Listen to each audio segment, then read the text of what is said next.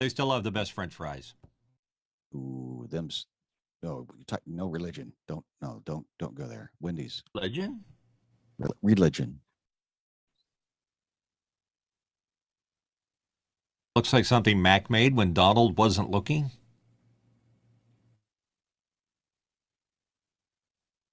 No, that's the marketing of a thing that Jack in the Box is coming after them, and Wendy's. But of course, Idaho says, we don't care. Yeah, whatever. We win. Them all. Do you know the origin story that I heard anyway of tater tots? Well, John, what have you heard? Maybe you know the story better than I do. John Wallace. Not me. Sorry, I was responding to something else. So, what about tater tots? Well, the story I heard was they were just throwing all of this extra French fry material away when they would make, chop down and so somebody said, we should be able to figure out how to do something with all this ancillary potato. So they started mashing it together into small bite-sized, containers, started selling these things called tater tots. And now they make more money with tater tots than they ever did with just slicing up potatoes. Tater tots are the malformed children of French fries, then. There we go. Leftovers. So the countdown's almost down to 30. Oh, there's Alex, and I expected him back because he's great with time. I pulled out the potato story, Alex. I was waiting for you. Yeah, I heard it. Thank you. You're welcome. Next thing you know, you'll be talking about chicken wings. Not going there. No. Somewhere there are lots of little chickens running around without wings. All right, stand by.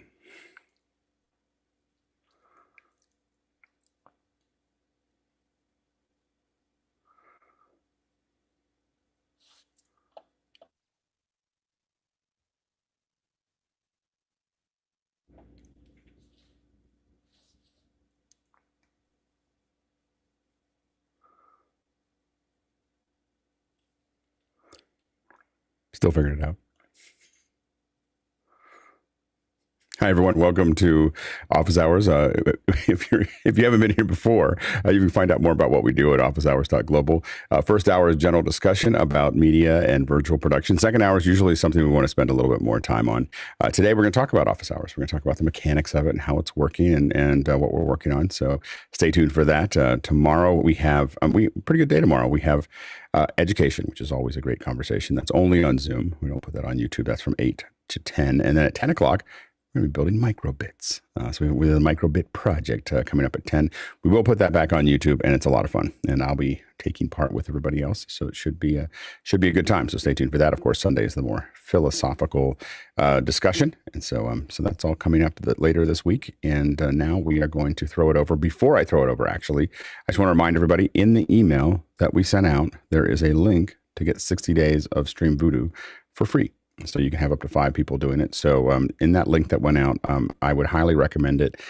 It's up to us, I think, in a lot of ways to ring it out. So figure out what's working, what's not working.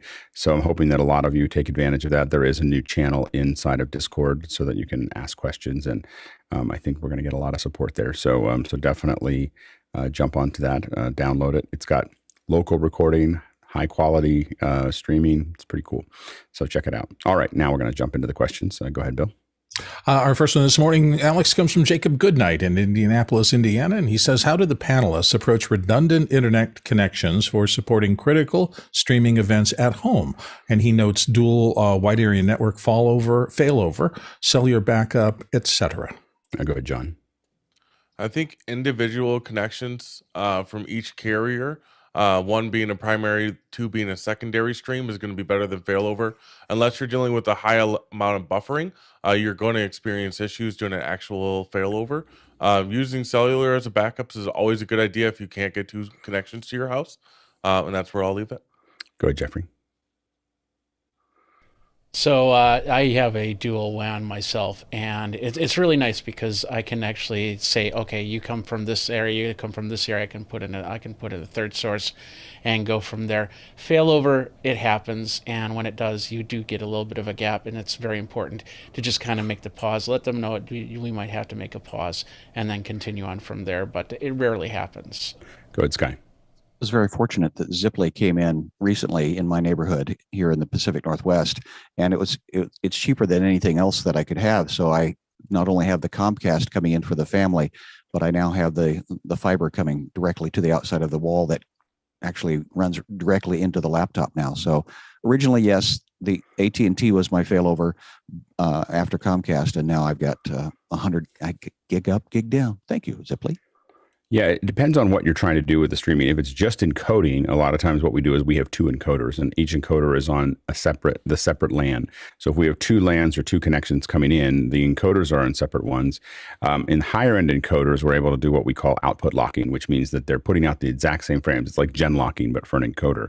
If you have that running and you're on something like YouTube or Akamai, when one fails, the other one will not miss a beat, like literally not a frame. So that you can do that. That's what when you're talking about critical ones, that's what you want to think about, are encoders that will work in lockstep to send them out, and then each encoder is on its own WAN that hopefully that shares as little infrastructure as possible all the way out to the internet. Next question. Our next one comes from Fleety in Bali, Indonesia. And Fleety says, hello again. How would the panelists suggest a small studio keeping track of equipment and people moving in and out for jobs? Go ahead, Courtney. Well, believe it or not, for equipment, I use an old whiteboard that's sitting just to the left of me. It's divided up into each piece of equipment onto a calendar week.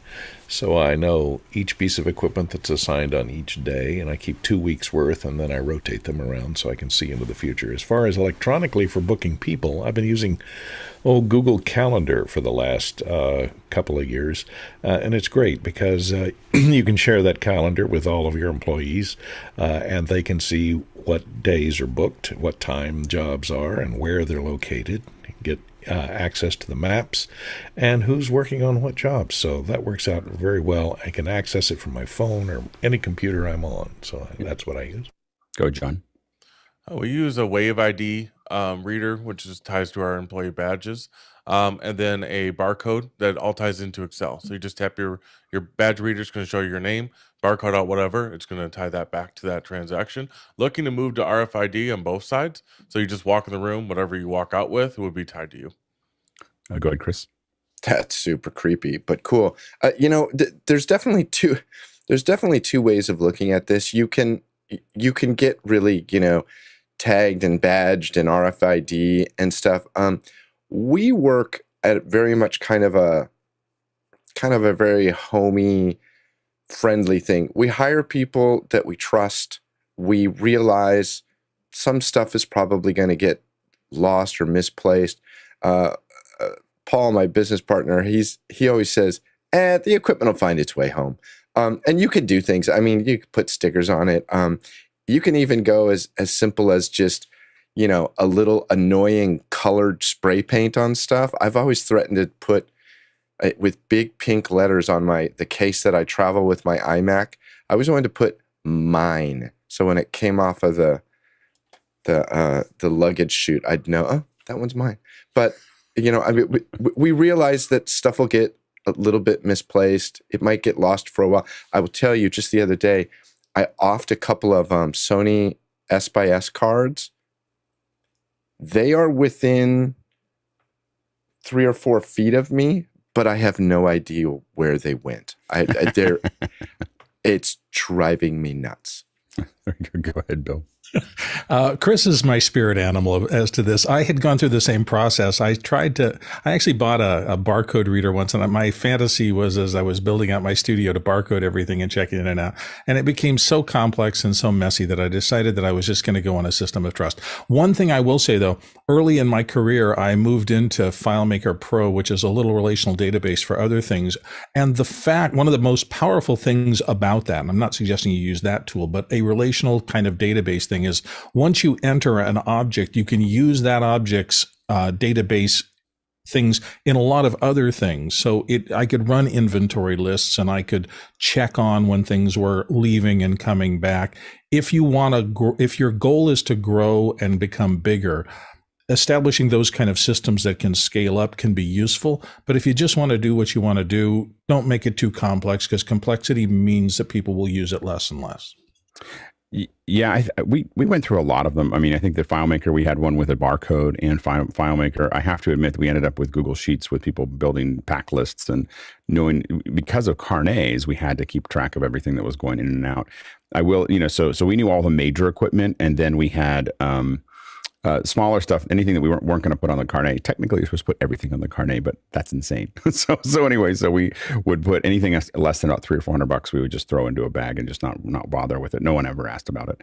And so those things were a little less tracked than those are converter boxes and so on and so forth.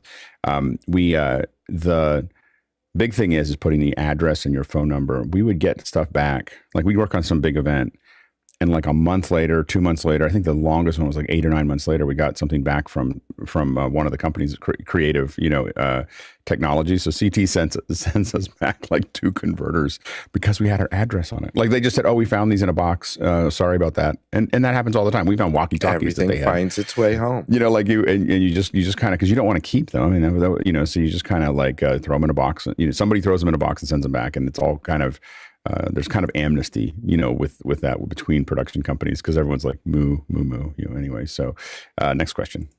Next question comes from Guy Cochran in Seattle in the USA. He says, what product or booth would you be the most excited to see physically and or virtually at NAB 2022? Courtney. Well, as most of us here, Blackmagic Design in the South Hall is usually the first stop. I see what they've got cooking, and then I go to the smaller booths. I like to go by Decimator Design to see if they've come out with any new fantastic little red boxes for converters and things. And then I hit the majors up in the main central hall with Sony and Panasonic and see what kind of cameras they're dealing with. Good, Mitchell. I go to the Pepsi Challenge booth first. And then like everybody else, I'll go to Blackmagic Designs. And like Courtney says, the gold is in those little guys that have the stand-up booth and there's one person standing there. Those are where the cool things happen. There you go, Sky. Well, if I'm going to be physically there, I want to optically see what the monitors are doing. And so I can really taste and touch that HDR, because that's what I think is the next inevitable. The best thing about 3D without wearing the glasses is that high contrast of a thing. And then, of course, the lensing, what optics you can get with the Canon and the Sony. Yeah, good. Panasonic. The first time I went to NAB, I was called myself the podcast disruptor, because I had some sponsors that wanted to look for very specific things to increase their podcast ability. So like broadcast tables and things like that. So I did a lot of reporting. So yeah, I like to go to those back corner booths and find the thing that'll disrupt video and audio for the next year or two. Yeah, I from a display perspective, I usually try to get to the Sony booth relatively early. Usually their LED walls or whatever they're building show you kind of the state of the art of where video production is. 8K, HDR, 120 frames per second there, and on an LED wall is something you don't get to see very often because it's millions of dollars of displays. So that's something that I always find important to see. A lot of my stuff I spend most of my time in the central hall, actually, because it's got all the rigging and lighting and all kinds of other things that are might be available there. I will say, after talking to a lot of folks that are going and some of them that are not going, there still is a very large question of, do we need to keep doing this? That's what's coming up with a lot of manufacturers are like, our sales didn't do any work. It didn't really affect sales. We're still making deals. We're still doing our thing. I don't, they're just like, I don't know. And I think that's going to be something that the shadow that keeps on hanging over these conferences is that all of them, it used to be just automatic. Like, oh, you're going to NAB, you're going to IBC, you're going to, that was just an automatic thing that they all did. And that automaticness is definitely, some of them are still going, but they're going with a lot less staff. They're going with a lot less, there's, and I think the big thing is they're all kind of looking at each other and going, well, I don't want to be seen as the one that didn't go, because it used to be everyone thought something's wrong with the company if you suddenly didn't show up, or you suddenly got a lot smaller. So a lot of them are kind of hanging on to it for how it looks, but I think that they're all kind of like looking at it sideways of like, I don't know if this is really worth the millions of dollars that we spend every year on this. Go ahead, Chris. I wonder how many of those companies are sitting around saying, why can't we just be like Apple and not go to trade shows? I'll tell you, my favorite NAB that I went to was about 5 or 6 years ago. I never set foot in any of the halls. I never even got a badge. I don't think I even went to the convention center. We were doing Final Cut talks across the street at the little hotel. I was there for that. Yeah, and it was awesome. It was my favorite NAB. I never even went and bothered to get my badge. Yeah, I mean, the secret really is for a lot of us that are in the press is that it's the PepCom, the showstoppers and stuff like that we get to go to, which is basically 10-foot booths, and so it's just quiet. There's no consumers. There's nobody making a lot of noise. There's just 10-foot booths, and you're able to actually talk to decision makers, and that's what I'm hoping we get to do. I'm going to try to persuade Jeffrey to do this with us, where we go to like those kinds of things and wind through those and get and talk to people virtually through our connection. So we'll see how that goes. Go ahead, Courtney. And sometimes, I don't know if they'll have it this time, there's usually a Future Technologies Pavilion, which is an area of one of the halls that's marked off. And usually NHK, that's where you'll see the 8K broadcast or the super high resolution projection, four 4K projectors on one screen combined into one 16K distribution to see what it could be like in the future. Yeah, they did that. It's in the central hall in the back is where oftentimes NHK would be set up for that. And the hard part is that, again, I think it's just cultural that the Japanese manufacturers turn their sharpening up really high, and it hurts my eyes. like I go up there, I'm just like, oh my gosh. I know they want to have you see how sharp it is, so they turn it up.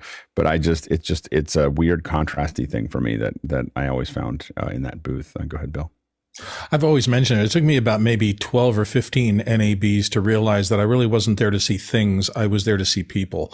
And once I realized that, it changed my entire experience. And so that's what's made it so difficult now, because I'd like to go back, but if the people that I want to see, if the people that I want to hang out with are largely staying home, then that takes all the reason for me going again. Because starting in the era of the internet, you could get all the details, the information, the tech specs. Yes, there are products you can only see there, but really it's about the people that you've met over the course of years and forming those relationships that used to make NAB or any of those big conferences what they really are. Yeah, Mitchell. Alex, would you consider doing a tour? Because I would be very interested to follow around and see what questions you ask some of the guys in the booths. That would be fun. What I want to do is get somebody else to do. I'm not going, I'm not going to any more conferences. I'm done. But I think that it would be fun to have people who do want to go. I don't think there's anything wrong going. I just it's too much time, too much jostling around. It becomes. I just don't like being. I have this thing called office hours in the morning, and anytime I go somewhere else, it's like a pain in the neck for me to be somewhere else and have to set up in hotel rooms and not know if their bandwidth is. So I have to make it makes me extremely resistant to travel. What I'd love to do is get someone to do that for us. So we're still asking questions. I'm still asking questions. You're still asking questions. But the person is streaming it from, let's say, a live view or something like that. So I'm going to see if we can't get that for NAB. I would have done it for the theater technology if I had known about it a little earlier. That was this week. And maybe we can find something in between.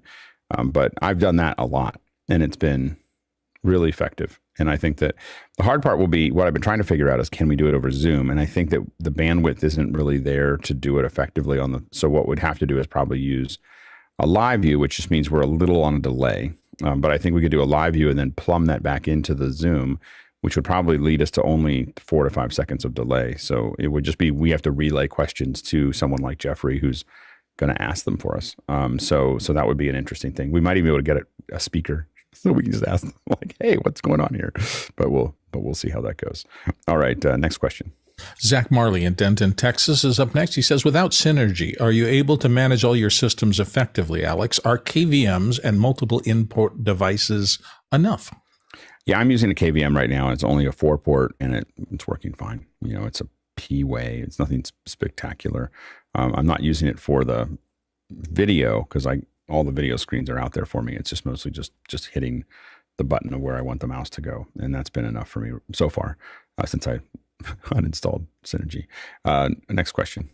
John Foltz in Savings Grove, Pennsylvania says yesterday's show came up as YouTube private in officehours.global. I was hoping to watch it. Jeffrey. Yeah, we had technical issue yesterday, and it's going to get fixed, but it's still rendering right now. So until I can get in there and make the fix, it's going to unfortunately stay private. But hopefully by the end of the day. Yeah, and just so you know, Jeffrey, I don't care about the view numbers, and so we can always download it, snip it, and put it back up again faster than trimming. Next question. Stan Chan in Roseville, California says, with the recent launch of Quantum HDR 2000 displays, how safe are they for prolonged use at peak brightness? What are the benefits of reaching 10,000 nits for HDR? Go ahead, Courtney. Well, the ones that hit 10,000 nits are really designed for outdoor use. So they dial them way back in voltage if they're micro LEDs or LED displays. They only dial them up to that level if you're competing with direct sunlight on them. So they need that dynamic range to compete with direct to see any kind of contrast outdoors. You would not want to stare into it in a darkened room. Yeah, there's actually some of the monitors that we use that have literally a thing across the top that says "Do not use," not for prolonged use. So it is definitely. I don't think that we're going to see TV monitors at home going over 2,000 nits very often. Now, there's a difference between sustained, which is fine, under 2,000 nits, and then there's peak. So I believe that the Quantum HDRs, and I don't think any of them are going to 10,000. I think that they're peaking right now at 4,000. I think that there's some that are in the pipeline that'll peak at 4,000 nits. Now, for those listening, the spec, the HDR spec, does allow for up to 10,000 nits. I've never actually seen a 10,000 nit display. There are some. There are one, I think one that's made.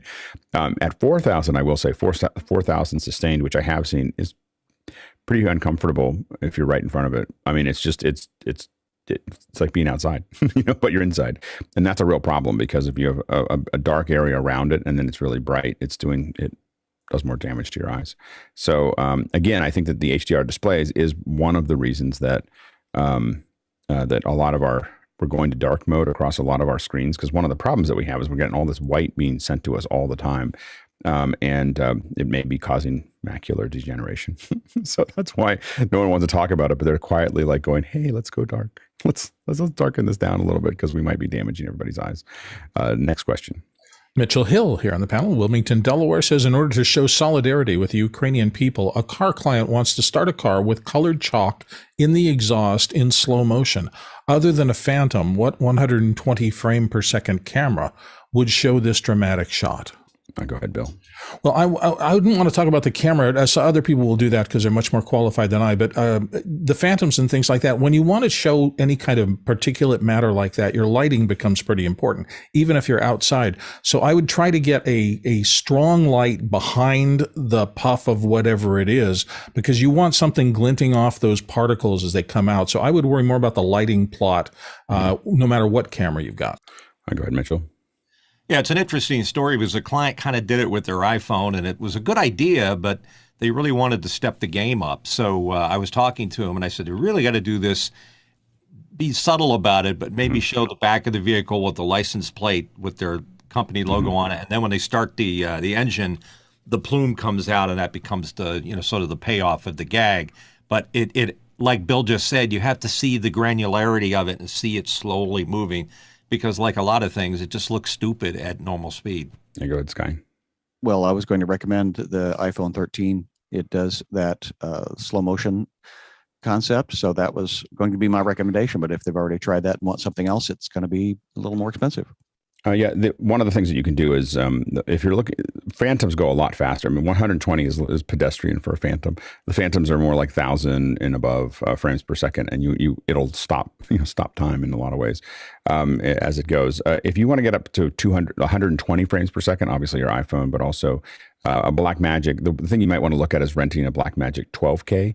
The 12Ks are about, I think they're like $500 or $600 a week to rent from Borrow Lenses, and they will shoot 120 at 8K and 240 frames a second at 4K. And so you can get a pretty high frame rate there. That's going to probably be a good way to stay in the kind of the low high frame rate, which are the sub 480s. But 240 frames a second at 4K would probably do you for what you're, probably solve it. If it's still going too fast, then you need a Phantom. But you can test 240 as far as motion goes, because the iPhone will record 240 at 1080p, I believe. So you can do a 240 frame per second just to test it with the iPhone. It won't be as high quality as what you get with the Blackmagic camera, but it can give you an idea of whether the cloud is moving at the speed that you want it to. Next question. Next question comes to us from Chris Taylor in Carlsbad, California, and he says, Alex, without having to show your entire telestrator chain for the 100th time, can you please show how you key the teal color in the ATEM that replaces the black from the Cintiq? Yeah, I think I can do that. Let's see here. So if I go in here, let's see, this is going to be very... if you look at this here, all I'm doing is I have a downstream key, and upstream keys, downstream key here, and I'm just setting color. So you'll see this is here. This is very meta because I'm talking about the key that's actually happening right now. I just can't say that anymore, can we? So anyway, so the fill source is set to the color that I want, and then the key source is set to the camera 8 is what the computer coming in. Then I have this set. I inverted the key because right now my key is, I have a white background with black, with this what you're seeing here is black over white. So I invert that. And then I play with this gain and clip. So right now it's about 80 and about 40. But what I do is I play with this so that I get it just to the point where it doesn't take over, it doesn't start to darken the image. So I try to do as light a touch as absolutely possible to give me the most softness. Now I have some stuff in my keys. Let's see if I can do this here. So like, for instance, if I want to, so now this is going to be a lot thicker. So this is thicker, and you can see that the edges are smoother, and that's because I have one set of clicks makes it bigger and the other set makes it more blurry. So that means that when I make it more blurry, it means these chew into it a little bit more than they did before. So I can so I've got a couple of key adjustments to that process, and that's how it works. All right, next question. Tony Mobley from Noonan, Georgia is up next and wanted to say welcome to Zach Marley to the panel. How long were you watching before joining us, Zach? Go ahead, Zach. So I kind of found Office Hours through the Dan Tepfer Farplay episode. Oh, nice. So I probably watched that maybe a week or two after that was streamed, and then after that I was pretty much hooked and haven't missed a show since then. And also, since I drive about 500 miles a week or so, I've also gone backwards with my time in the car. So, so going kind of both directions. What do you do, Zach? I'm a musician and teach music at a couple universities and perform. So driving to gigs, driving to teaching. What do you play? Trombone and tuba are my main instruments. Nice. We have a band. So yeah. So we're just letting you know. We're just target. We have someone that we can bring into the band. So just letting everybody know. All right, cool. Good, Zach. Good to meet you. Go ahead, Chris. Yeah, I was going to say, Zach, we also have counseling available if necessary. Very good. It's great to have it. I think the counseling might be actually for my wife with all the money that I'm going to probably spend. So. Oh yeah, we apologize in advance. We also have lawyers for the the other part. So next question. Apologies for all the dumb things I've said. This from Todd Davis in Hutchinson, Kansas, and he says, hopes, dreams, desires, wild theories about the Apple event on March 8th. Is Office Hours going to do a second screen show? Go ahead, John. I can't hear you, John. Are you? There you go. Sorry about that. Missed the mute button. I told Chris that we both have exactly the same machine. It's iMac Pro. It's 3 or 4 or 5 years old now, and I want a 1024 core, 2 terabyte of RAM, and 1 petabyte of storage. That's the next machine I want to buy. Go ahead, Bill. Yeah, we waxed eloquently about this a couple of days ago, and I said that I was looking for some advances in the Mac Pro form factor to figure out what's going to be next, because that came out before the M1s and the M series chips. So I think if they're going to say anything about M2s or chips coming in, I wanted to see how that worked into the high end as well as the laptops and things. But I've been seeing a bunch of things in the early internet space about this, and I'm trying to scale back my expectations too much. I think this is going to be maybe a little more retail product kind of thing, but we'll see. Go ahead, Courtney. Yeah, I'd be floored if they'd come up, since they have the M1 chip, which is a whole system on a chip. It has integrated RAM and everything. Why they don't come up with like a tiny little Mac Micro that is the size of one of these stick PCs, because they've never been able to compete in that market. And it'd be wonderful if you could get a OS 10 based system that would be that tiny. I would love a Raspberry Pi that sat on top of like even an A10 or something older or whatever. It would be amazing to have that. I think that what I expect to see is a Mac Mini, and a lot of us are holding off. And what we're hoping to see is a Mac Mini with the Apple ProRes chips. So we'll see how that goes. iPads are usually come out in the spring. So an update to the educational focused iPads. iMacs, I think there's a high probability of. For me, the stretch is just seeing an update to the Office apps. We're getting ready for school.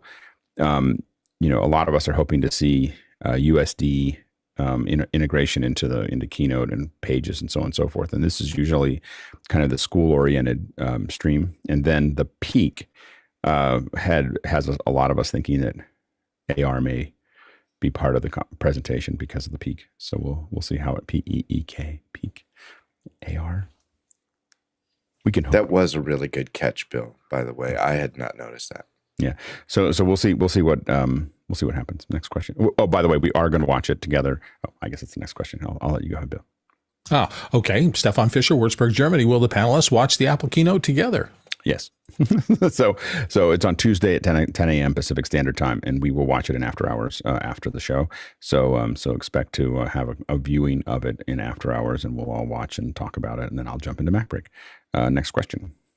Zach Marley in Denton, Texas is up next. He says, how do you prioritize production upgrades between all of the categories: cameras, audio, graphics, lighting, and so forth? Go ahead, John.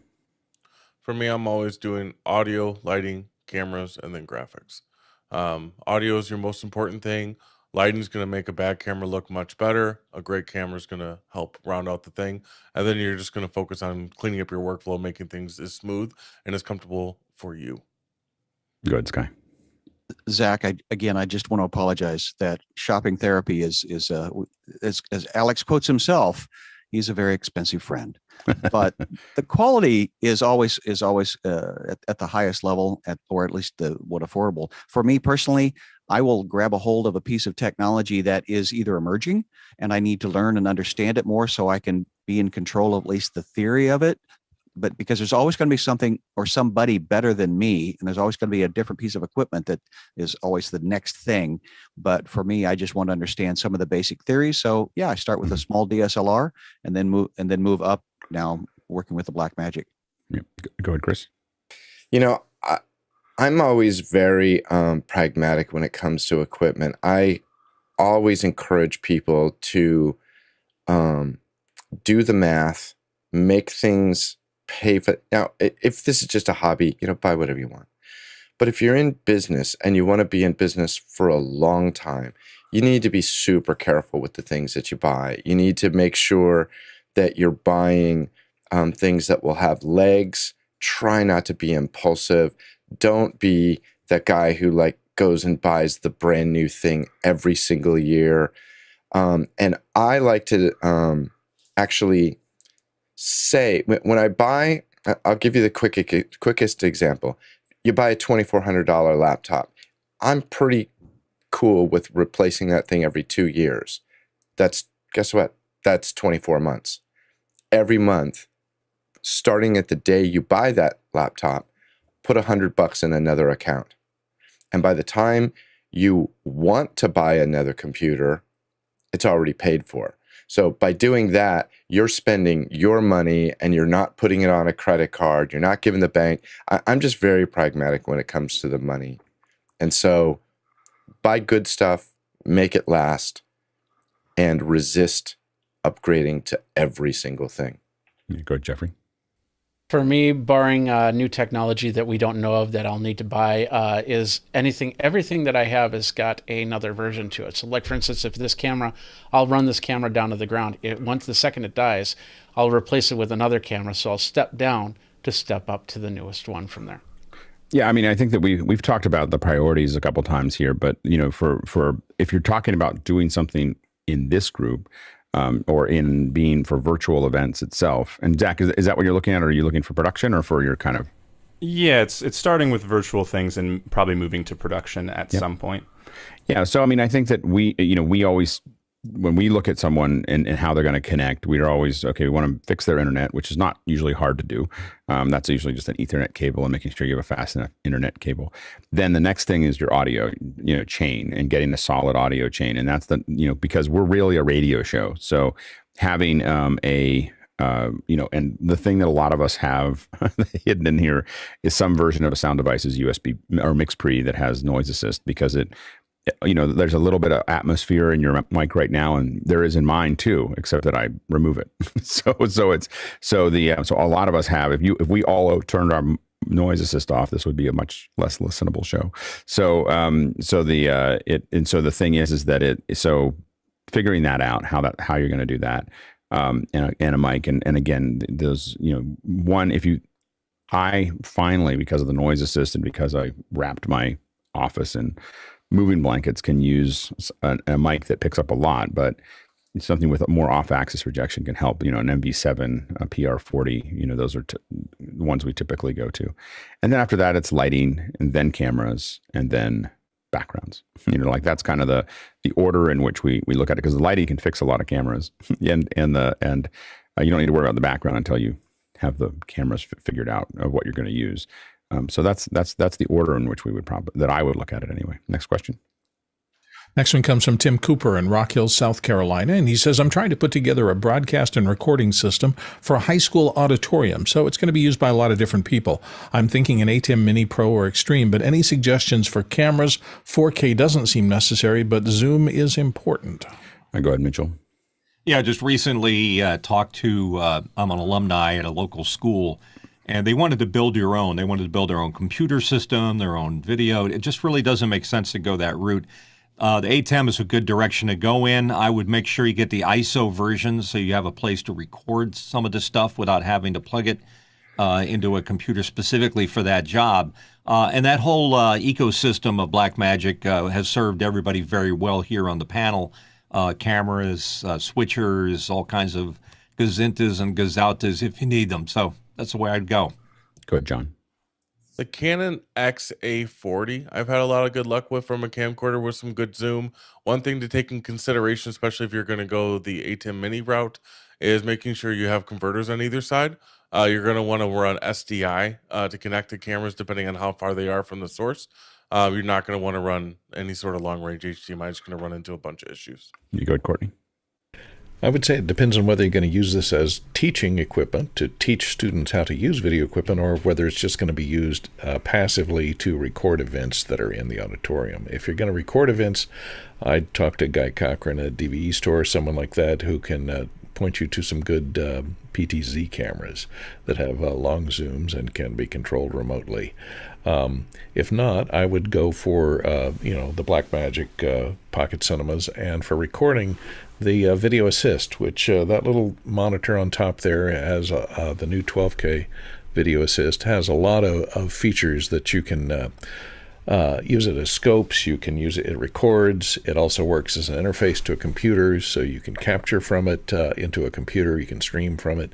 So it's quite a versatile unit and reasonably priced. So it's one of the best priced recording units out there. Good, Bill. And as as well as the what you buy. I think it's important to understand ahead of time where you're going to install things. There is a security component to that, there's a utility component to that, and there's really a design component. And what I'm talking about is that it traditionally used to have auditoriums and they were only concerned about sound. Even the mixer or the mic interface for that was often in a big doored cabinet in the back that somebody had to unlock because they didn't want anybody messing with it, and you turned it on or turned it off. Any kind of video production or even audio production these days is very active, so you have to have people running it. So the question for me would be, where are the people who are going to run this system? Where do they need to be? And is there a room off the back of the auditorium where we can secure it? And if you're going to do remote operation and they're not in the audience in what is still called a front of house position where they're in the midst of the show, they're going to be isolated from that. So monitor lines and a whole bunch of things become more important. So the where, to me, is the first step. Where am I going to put this stuff? And that will determine how much gear and what kind of gear I need. Because pulling out an ATEM Mini and putting it out in the audience, it's going to get lost or broken real quick. And so in the back room on a table where it's locked away, it'll probably survive at least longer.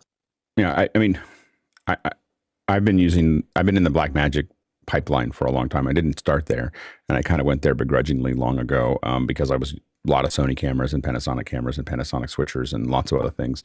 I will say, after over a decade of doing it, I wouldn't buy outside. I wouldn't buy a live system outside of the Blackmagic unless I had a lot of money. So unless I can afford a Sony system, to be honest, like Venice's, like I would stick with the Blackmagic pipeline.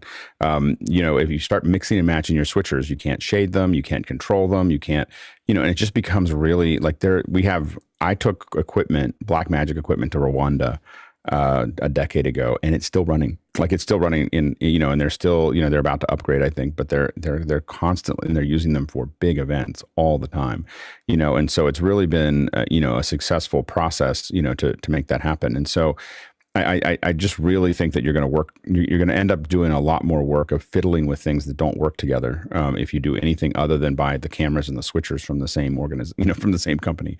I would not buy anything before the end of April. So, keep watching. But NAB is coming up. You never buy anything. Once you get to March, you never buy any electronic equipment unless you have a production that's going to pay for it, because it is, all the new equipment's going to come out. But I think that the kind of the horse is out of the stable, so to speak, with if you are a small producer, or a school or an organization, anything, if you're going to spend less than 20 grand, the pipeline really in front of you is a Blackmagic pipeline. It's not, nothing else under $20,000 for a whole system is competitive, in my opinion. Next question. Tony Mobley, Noon in Georgia, says, panel, I booked several high-end guests on Conversations with Tony Mobley. They're asking for a calendar confirmation, and he's not sure how to do that. So he was looking for help. Yeah, go ahead, Tony. So I want to say thank you, Office Hours community, for being my first guest. But these are guests outside of the community.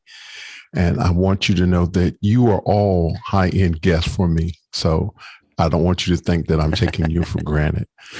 However, there have been a couple of individuals who have agreed to be on Conversation with Tony Mobley, and they're asking for the calendar invite to the event, and I'm not sure how to do that. So I'm saying help. Yeah, go ahead, John. I think if you have a domain, which I believe you do, you could turn on like Google's domain and calendaring service. Within that, link that, and then you could have a branded email go out with your guest information, and then they would be able to add that to their calendar, whether Outlook or whatever they're using. Yeah, most calendar systems will allow you to send an invitation out, whether it's iCal or Gmail or whatever. Or Exchange. All of them have a system by which you go into the calendar, you set up, this is when I want you to be there, and you make sure to include the entire time you want them to be there. So, you might, if you want them a half an hour early, put out a 2.5 or 3 hour block that you need them for, and then send them and then put their email into that. That means if you move it, it's going to give them an update as well. And that's for many people, they expect that, and they can't organize. I can't organize my life without it. So if someone doesn't, if I don't get it into a calendar event, if it's not in a calendar event in my world, it doesn't exist. Like it's never going to happen, you know, and I'm never going to meet with anyone and doesn't have a calendar event. So either I create the calendar event or they create the calendar event. Most of the time, for whatever reason, people I deal with, they want to create it. So I don't have to create very many of them. But if there's no calendar event, there's no meeting, like in my world, because I just look at my calendar and make decisions about what I'm doing every day. And I don't remember anything anymore. Like, and then that's the problem you end up with a lot of people in business is they only remember what was in their calendar. So, and what's funny is if you know that a lot of times, like I've had things where people just threw things in, I shouldn't say this on a stream, but people throw things into a calendar and I show up because it's in a calendar. I'm like, I don't know who you are. Now that's not a good way to introduce yourself because then I'll be upset. But I've had people just put things in my calendar and I show up because it's just in my calendar. I just go to the next event, you know, and do it. So it's a little dangerous. So go, Bill. I also think that with Zoom, if you schedule it ahead of time, Zoom will create a lot of that data as to when the meeting's coming up, and will put it in a format that you can send it to somebody. I'm not using Zoom, Bill. So thank you but we're using Video Ninja right now. Be super careful about using Zoom to schedule it, because if you schedule it through Gmail will give you a Meet link as well as the Zoom link, and half of the people in your meeting will show up in Gmail or in Meet, and half of them will show up in Zoom. It's a problem that, you know, you can't use Google scheduling with.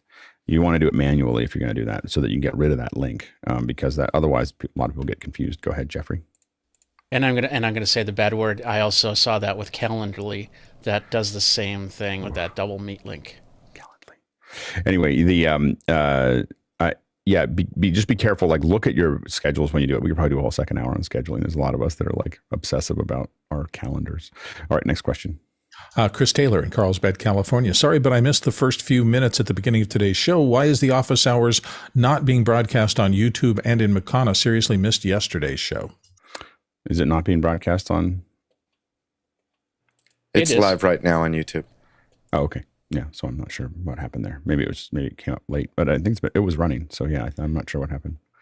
But so he's probably on the other YouTube channel right now. You need we got a brand new YouTube channel. That's why you're probably not seeing it there. But then the other thing is yesterday's show is still in lockdown until we can get the edits done. Yeah. Next question. Mitchell Hill, Wilmington, Delaware, says, I'd love to have Ruthless review of the panelists' home theater systems. You can tell a lot about somebody from their TV rooms. Go ahead, Mitchell.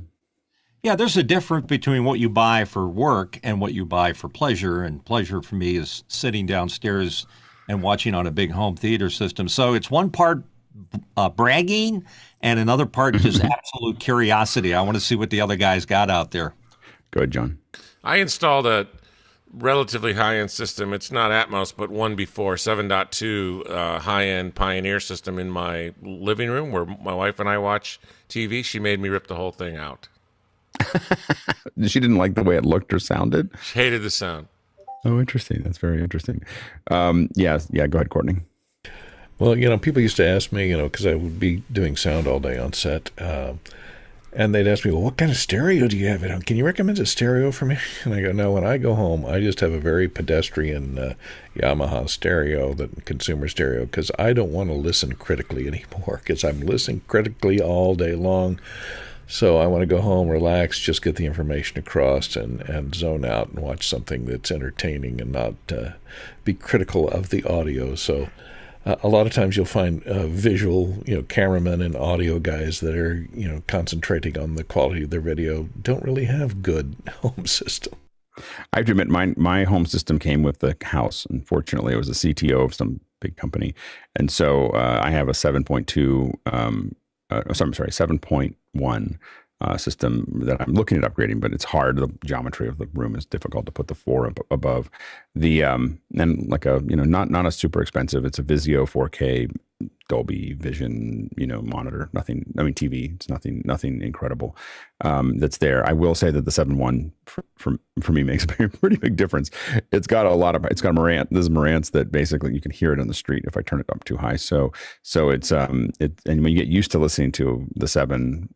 The surround, it's hard to listen to anything else, and so I'm kind of used to it at this point. Go ahead, Chris.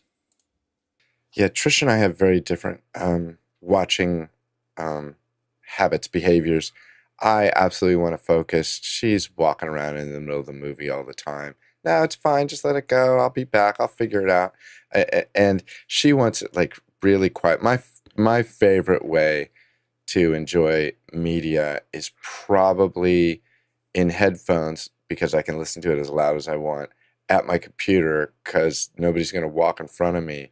And at the house, it's earbuds attached to the TV, because everybody complains that I'm deaf and I can't hear it, so I turn it up too loud. So we've all agreed it about it's the women in my family wanted it a little lower and the men want a little higher, and we found a happy medium that we can all agree on, and that's been, that's kind of there's a number that's plus or minus like 2 that we get to. What surprises me about her casual absorbing of storylines, like literally just right in the middle of something where I'm hanging on every word, she gets up and goes and refreshes her drink,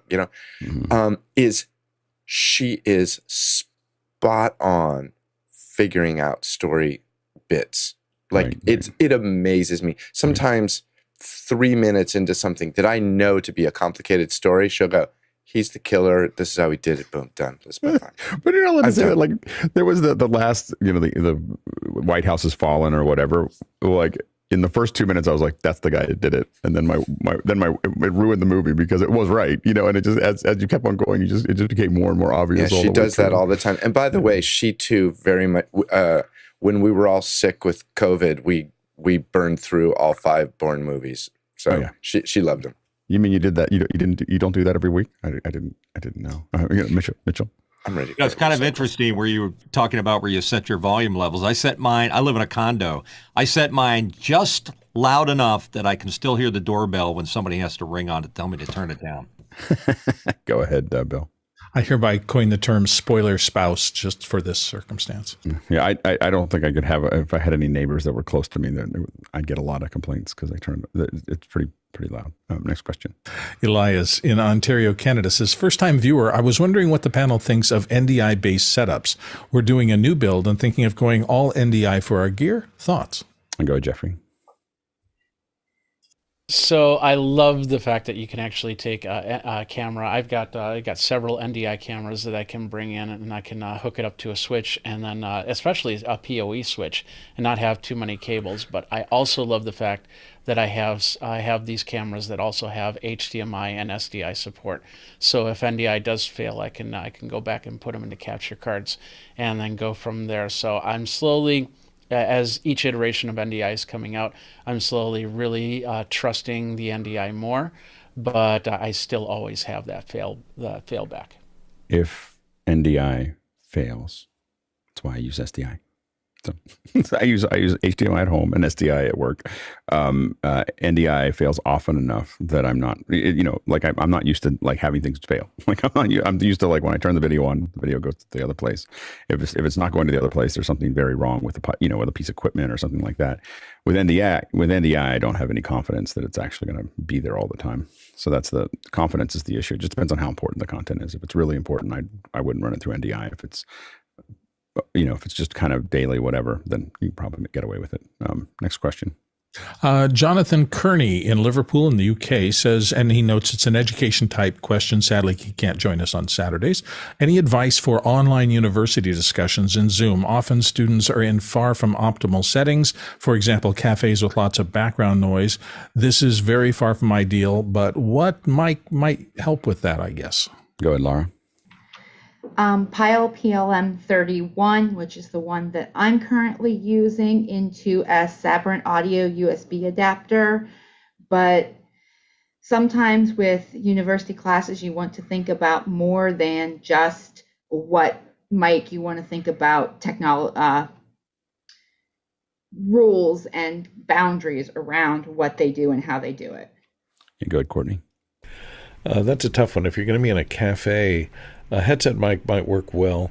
Rode, of course. I mean, a Heil PR40 would be great, but unfortunately, you're going to need an entire audio interface for that to get up to a level to go into a laptop of some sort. You might look into some of these Rode, the little shotguns that they make for putting on top of a DSLR. and put it underneath and fairly close, and so it's pointed up, so it'll get less of the clatter of stuff on the table, and not too many people will be above you. So you don't want a shotgun microphone pointed directly at you so it's picking up people in the background. Put it below you and directly in front of you so that your body blocks the excess noise, and it's pointed right up at your mouth, and I think you'll get the best signal to noise ratio that way. And of course, turn off original sound so that the noise reduction in Zoom, if that's what you're using, can do its magic. Yeah, I mean, the since you didn't say price, there's a company called The Boom mic. It's expensive, but it's a little mic that will cut out everything. It's the same company that makes like mics for Apache helicopters. so it's about $300, and I used to use it when I had a convertible because I could be in, people would think I was in the office. Like that's how much noise reduction it has built into it. But for students, I think that the other thing I would have students think about is if they can't be in a quiet place, build a system like we have here. There's lots of different ways to do this, that they can put their questions in over text so that we don't have to listen to the cafe, and they just have to know if they want to talk and be part of it, they have to find a quiet place to do that. Next question. Brian Brecker in Charlottesville, Virginia says, does anyone have any recommendations for production and post-production calendar software? So many choices to choose from. What do people like? I think an enormous number of us use Google. Go ahead, John. Yeah, Google is free. It's great to kind of put it, and it can integrate across multiple different platforms, and also extend into desktop and mobile apps. There's a lot of companies out there that have those services, and all of us, I mean, not all of us, but almost every production company I work with is using some version of Sheets. Next question. Next question comes from Stefan Fischer in Würzburg, Germany. He says, what are microbits? Microbits were, I believe they were developed by the BBC for education. They are small controllers that you can program. And so these were used for education, although I know some folks that use them for a lot of other things other than education, because they're compact and they're relatively inexpensive. And we're going to be playing with them. So if you watch tomorrow, you'll get to see us putting together my brain is not connected right now. I don't have it in front of me, but we're Tally light thing. Tally light. We have a tally light project, so we're going to be putting together a tally light with those microbits, and you'll get to play with that there. Next question. Chris Taylor, Carlsbad, California says, ATEM audio question: do the panelists chain their audio directly through their computer, camera, or ATEM? Go ahead, Mitchell. I go into my Sony mic because it maintains the synchronicity between the audio and the video. I've never had a sync drifting problem. It's always right on the money. Then it goes from there into the ATEM and then into the computer. But that's the way to go, through the micro or through the camera. John? I have mine separated. I can just manage the latency on my end. But I do recommend in most cases to go right into the camera. It's going to keep it as close as possible and everything be well aligned. I'll go with Courtney. I have mine feeding through the mixer has a USB output on it. I'm using the USB output of the mixer. I'm also feeding an analog output out of that mixer into the ATEM, into the little mini line in, 1/8" jack line in, as a backup. So if the USB goes down on the mixer, I can go over to the analog in on the ATEM as a backup. Go ahead, Jeffrey. Yeah, I also do the ATEMs. Cameras control the ATEMs. It goes into the computer. I usually have software switching at that point that will then bring in the audio. Bill? My mic's into a universal audio Thunderbolt controller, and the Thunderbolt is so fast to the computer that I get almost zero latency. Oh, you do have latency, though. Oh, that makes more sense. All right. Go ahead, Tony. My system is a little bit separate. I'm using the iPhone as my primary camera, 10S Max. It goes into the ATEM with Filmic Pro, and my audio is the PR40 going into Zoom H6, which goes into my Mac Mini, and then Audio Hijack and Loopback are doing their thing. Yeah, I would never put my audio through the ATEM switcher because I don't like its inputs. And I think that when you put it through the camera, the problem is you now have 2 extra gain stages that you have to pay attention to. So you have the camera gain, you have the switcher gain, as well as the mixer gain. So it's not something that I would do, but I mean, it works for some folks. Next question. Douglas Carmichael says, in a story about the Russian TV, they showed an ATEM panel in the control room as Blackmagic design equipment often used on a major national level.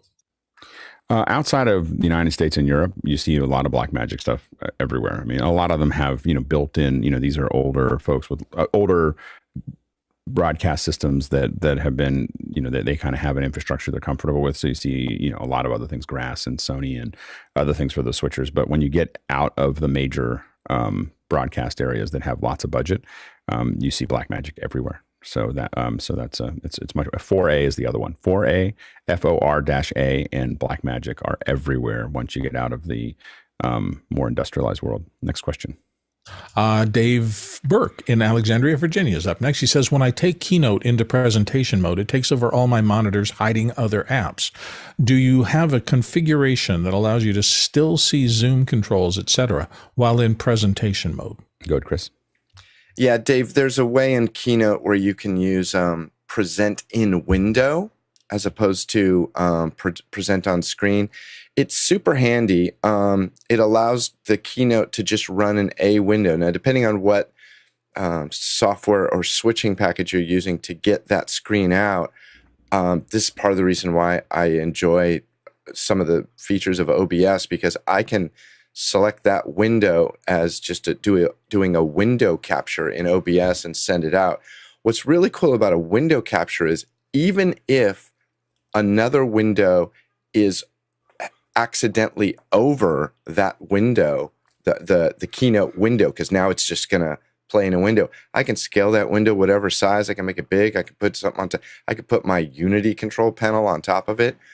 But OBS is just capturing the pixels that are being sent to that window. And then I retain use of the rest of the computer for anything else I want.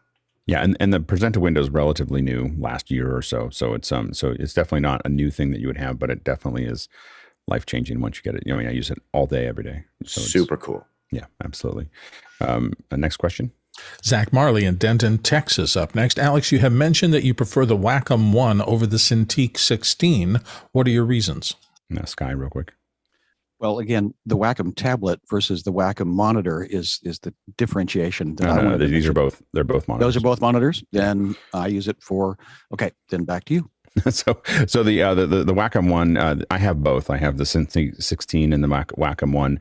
The advantage of the 16 is it has little buttons on either side that you can, or buttons on one side that you can program to be clear or do whatever else you want.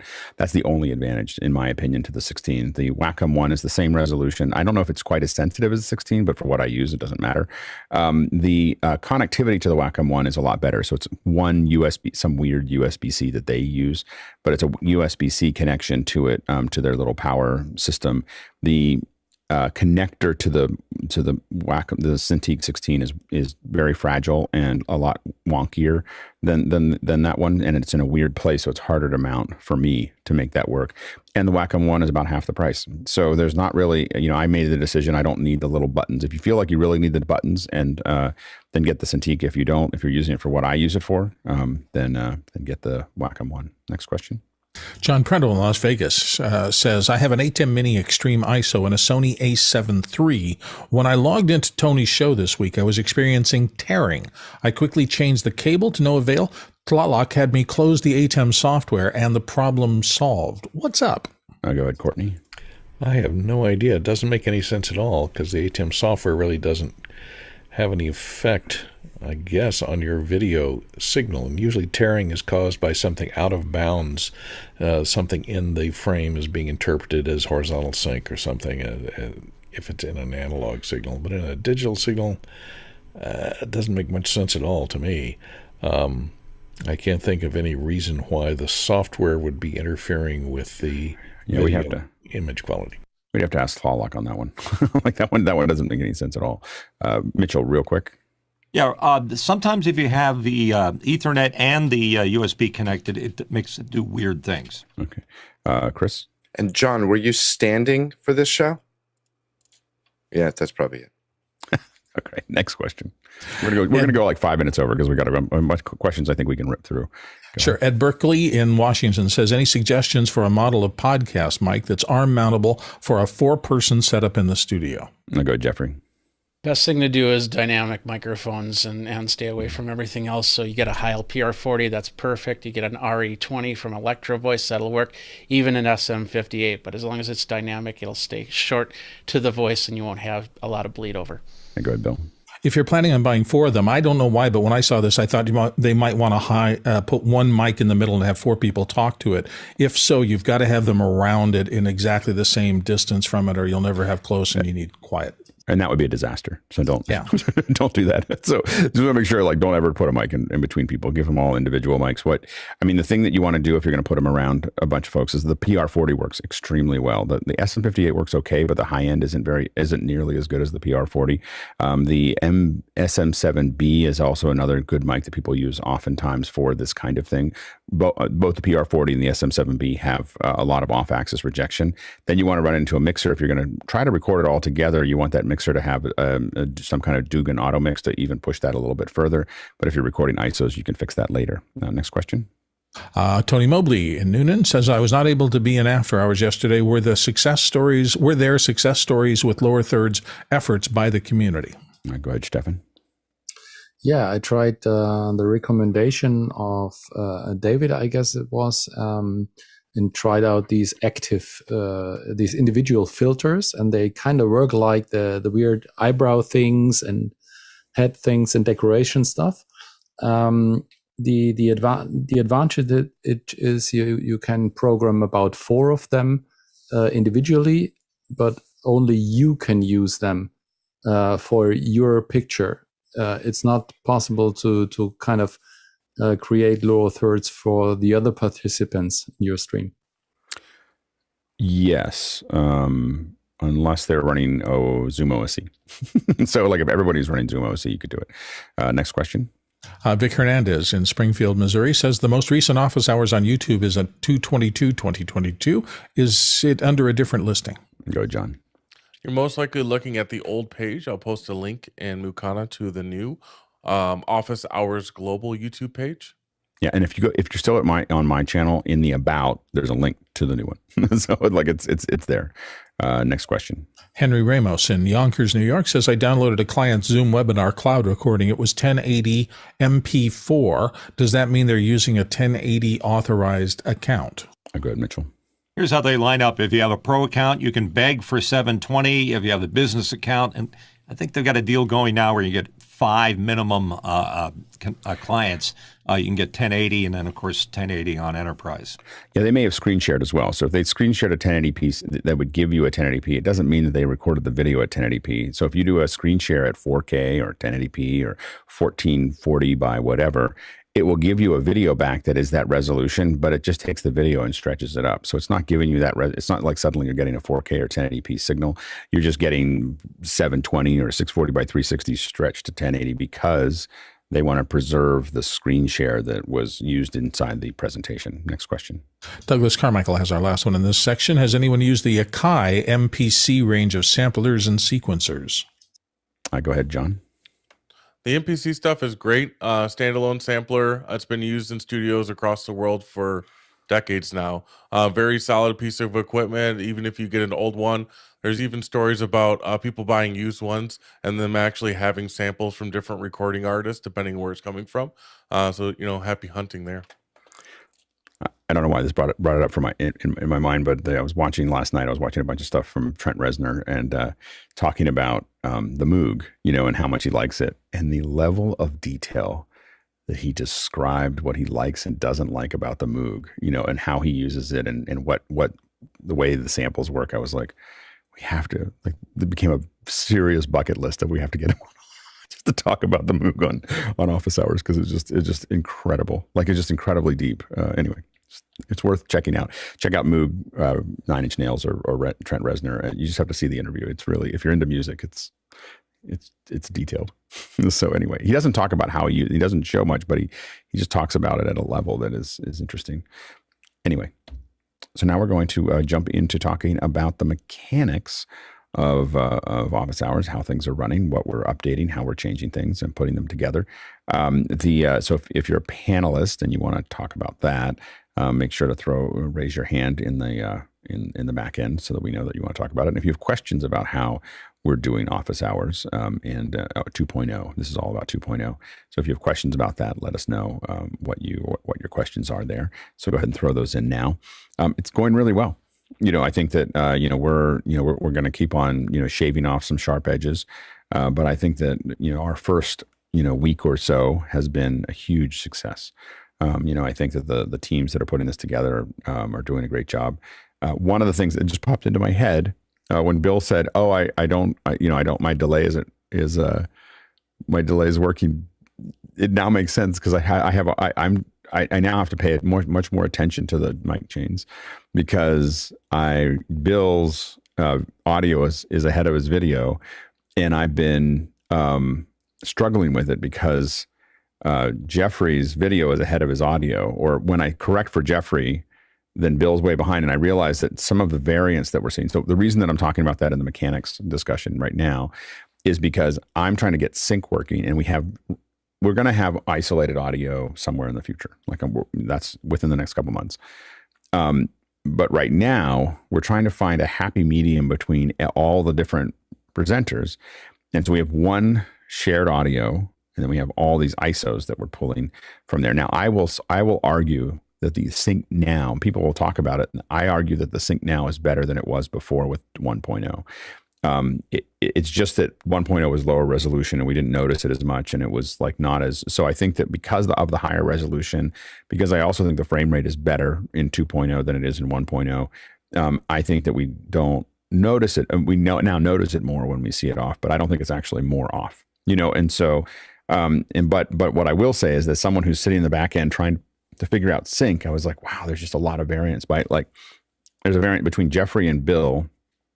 The variance is 6 frames, it's a lot, and I realized it's because when Bill said that, I was like, oh, he's not delaying his audio. And so I suddenly realized that it's different. It's and Jeffrey might be a little over aggressive with his delay, and it might be, we have to, and this is why we're going to start doing more sync checks and, everything else. I'm looking at trying to figure out some way we raise money so that we can get a Matchbox, so that, I want to build my own thing, but I think a Matchbox would help us a lot to figure out what's actually happening. So we'll see what we can do there.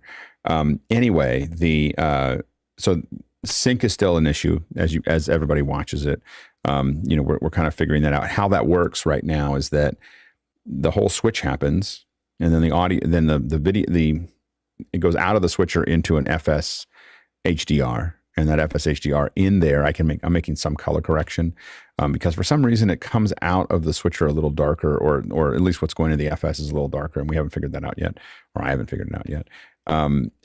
So I bump it back to where it needs to be roughly the same as what we have there. And so anyway, so I'm doing that, and then I'm also delaying the audio about 400. I think it's about 410 milliseconds. So it's a lot of delay in that system to get it all working. And then it goes from there, it goes out to the internet and goes out. And we haven't run the HDR as much because I'm trying to tune everything else, and trying to tune 2 different systems was I just want to get one working. And you'll find with me, I think everyone is that anytime something looks like it's complicated, I just take variables out. Look, let's get rid of this. What I go to MVP very quickly.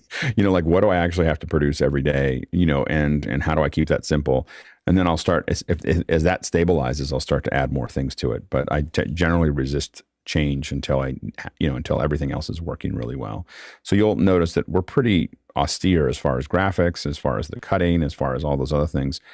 Because we just want to get that working first. And my goal is that when you look at the show, it's a nice clean show. It works well. You don't feel like anything's missing. And then we'll start adding more bits and pieces to it.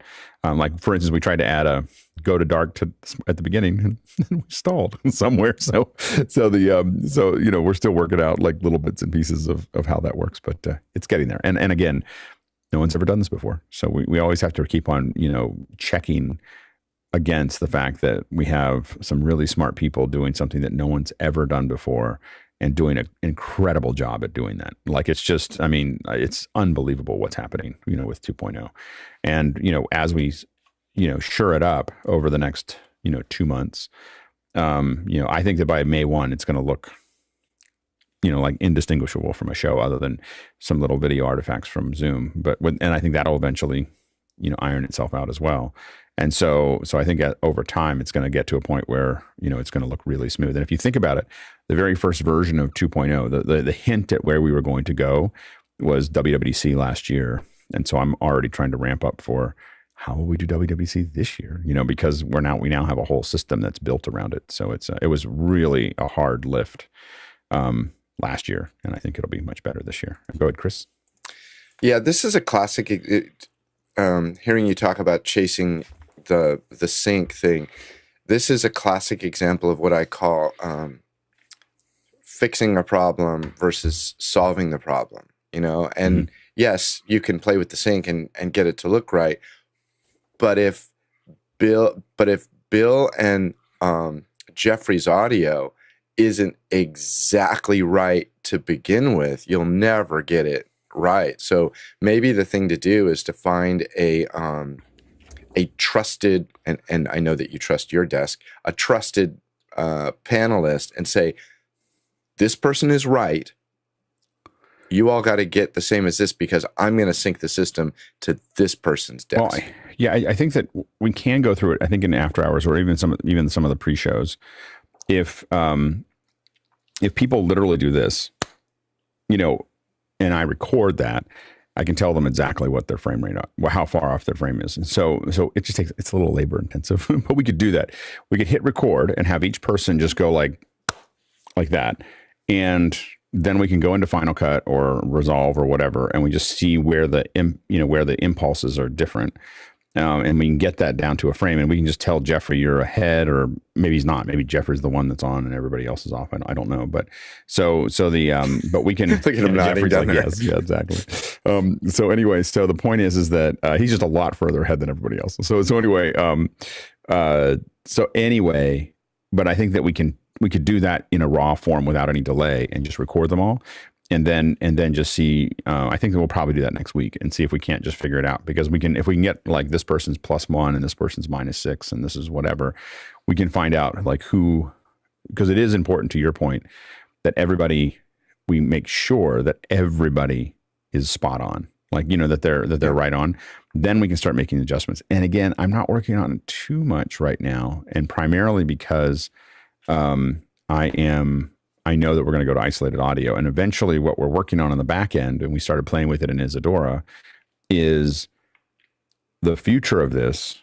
And I think probably by June is that the panelists will be able to pick up their phone and play something, out of their phone, and it will sync everybody individually automatically. So you just pick up your phone, hold it there for 15 seconds, and it'll just immediately. And what we figured out there was in one of the Isadora labs is that it won't work if it's black. Oh, I have to. That makes so much more sense. Thank you. Anyway, what we figured out is if we change the color, the pure color from red, green, blue, and change the frequency at like 500, 1500, 2500, whatever it is, that we can measure when those if each frequency goes with the color, you can just hold it up and have it just bounce through those. And if you measure that in Isadora between them, you can tell exactly how far off the sync is. And so then what we can do is then have Isadora feed that back in, and then use the REST handler that Andy built to talk to eventually the FSs that we're going to be adding. And so you'll just pick it up and it'll go, and it'll just pull everybody together, and it'll just be something we do every morning. By the way, Alex, did you see the LinkedIn post that Andy did about Office Hours 2.0? He said he was talking about it. I didn't see it. It was really. Did that just come out? You need to read it. I think he did it yesterday or a couple days ago. Oh yeah. You should definitely read it. You'll want to share it with your mother. Yeah. But I think that we are we're on the precipice of something pretty interesting. It's not just that we're doing something really high quality. It's that we're building something that eventually empower people all over the world to be able to do their own broadcasts that look really high quality, that incorporate more people than have been done before. I mean, that's the real goal here, is not that, I mean, we have something that we'll keep on building and make it better and making it wider distribution. But the real goal is that what we're figuring out could affect everybody, you know, in what we're doing. And this is a raw version. Like, this is the computer with all, like, what we have right now. It's incredible, but it's like a computer with all the wires hanging out and everything else. This is not the iPhone version. Like, this is the version of the iPhone where there's like a screen hanging from the wires that are going into it, and there's like people are like still soldering. Circuit boards are sitting on the circuit boards are all sitting there. They're like, oh, I think this is going to work, you know. And so that's where we're at right now. So we just always want to I think sometimes we feel like at the end we're right in the middle where all the wires are hanging out and everything else. And it's a beautiful mess. Like, and the folks that are doing it, I just want to keep on saying it. Just what they're doing is amazing. And that fits right in with history too, because the Homebrew Club was exactly that. Was a bunch of people getting together over a thing they're very interested in and bringing their gifts and talents. Yeah. When this gets turned into something, you know, that's shinier and with nicer dials, and we'll figure out what those dials have to be. Again, it just changes the way we think about broadcast, because it's anybody can broadcast, you know, and anybody can have these conversations. Go ahead, Laura.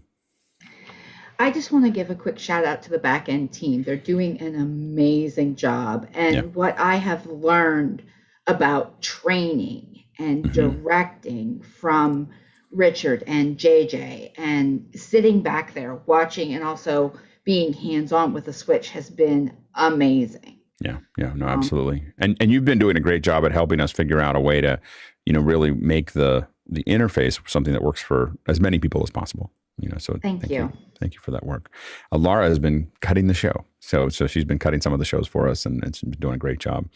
Courtney? Well, I'm a bit ignorant in the actual structure of the back end, but I was wondering, as far as sync goes, how do you deal with Zoom's propensity to adjust the frame rate if your bandwidth drops on the upload, and thereby buffering changes and sync gets real rubbery? I look at it over time. So when I'm trying to figure out sync, it's that you basically, for the most part, if you're testing sync and you watch for 10 seconds, it will settle itself in. It's not off all the time. It doesn't stay behind or go ahead. It just does this varying thing when you have fluctuations in the bandwidth. That's what I find anyway. And within 10 seconds, it usually corrects itself. So that's, you know, and if someone has a really bad connection, then it doesn't work as well. Tony? I'm a novice to all of this, but I want to say that this is better than TV. I'm watching it. I've been watching it all week on LinkedIn as the show has been going on, and it is absolutely gorgeous. Yeah, no, it's definitely. I mean, again, there's like little bits and things that we're kind of refining, but I think that we're definitely going to keep. And again, I in the next 2 months, it's going to like settle in. It's not going to change dramatically from where it is now. It's just going to settle into something that looks really, really clean. Go ahead, Bill. I just wanted a word or two or 10 of praise for the back end team in this respect. I'm not normally here on the weekend, so I left the Friday before the transition. And I remember with a little bit of trepidation going, what do I need to know for Monday? I'm going to come back and I'm going to, are you changing everything? Because we're changing everything.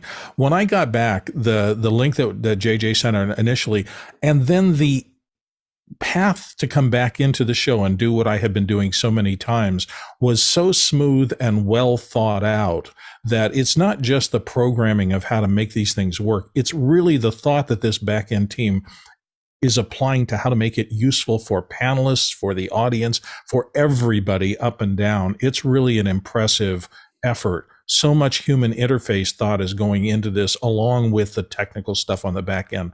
That's one of the things I find so very impressive about this endeavor. There you go, Jeffrey.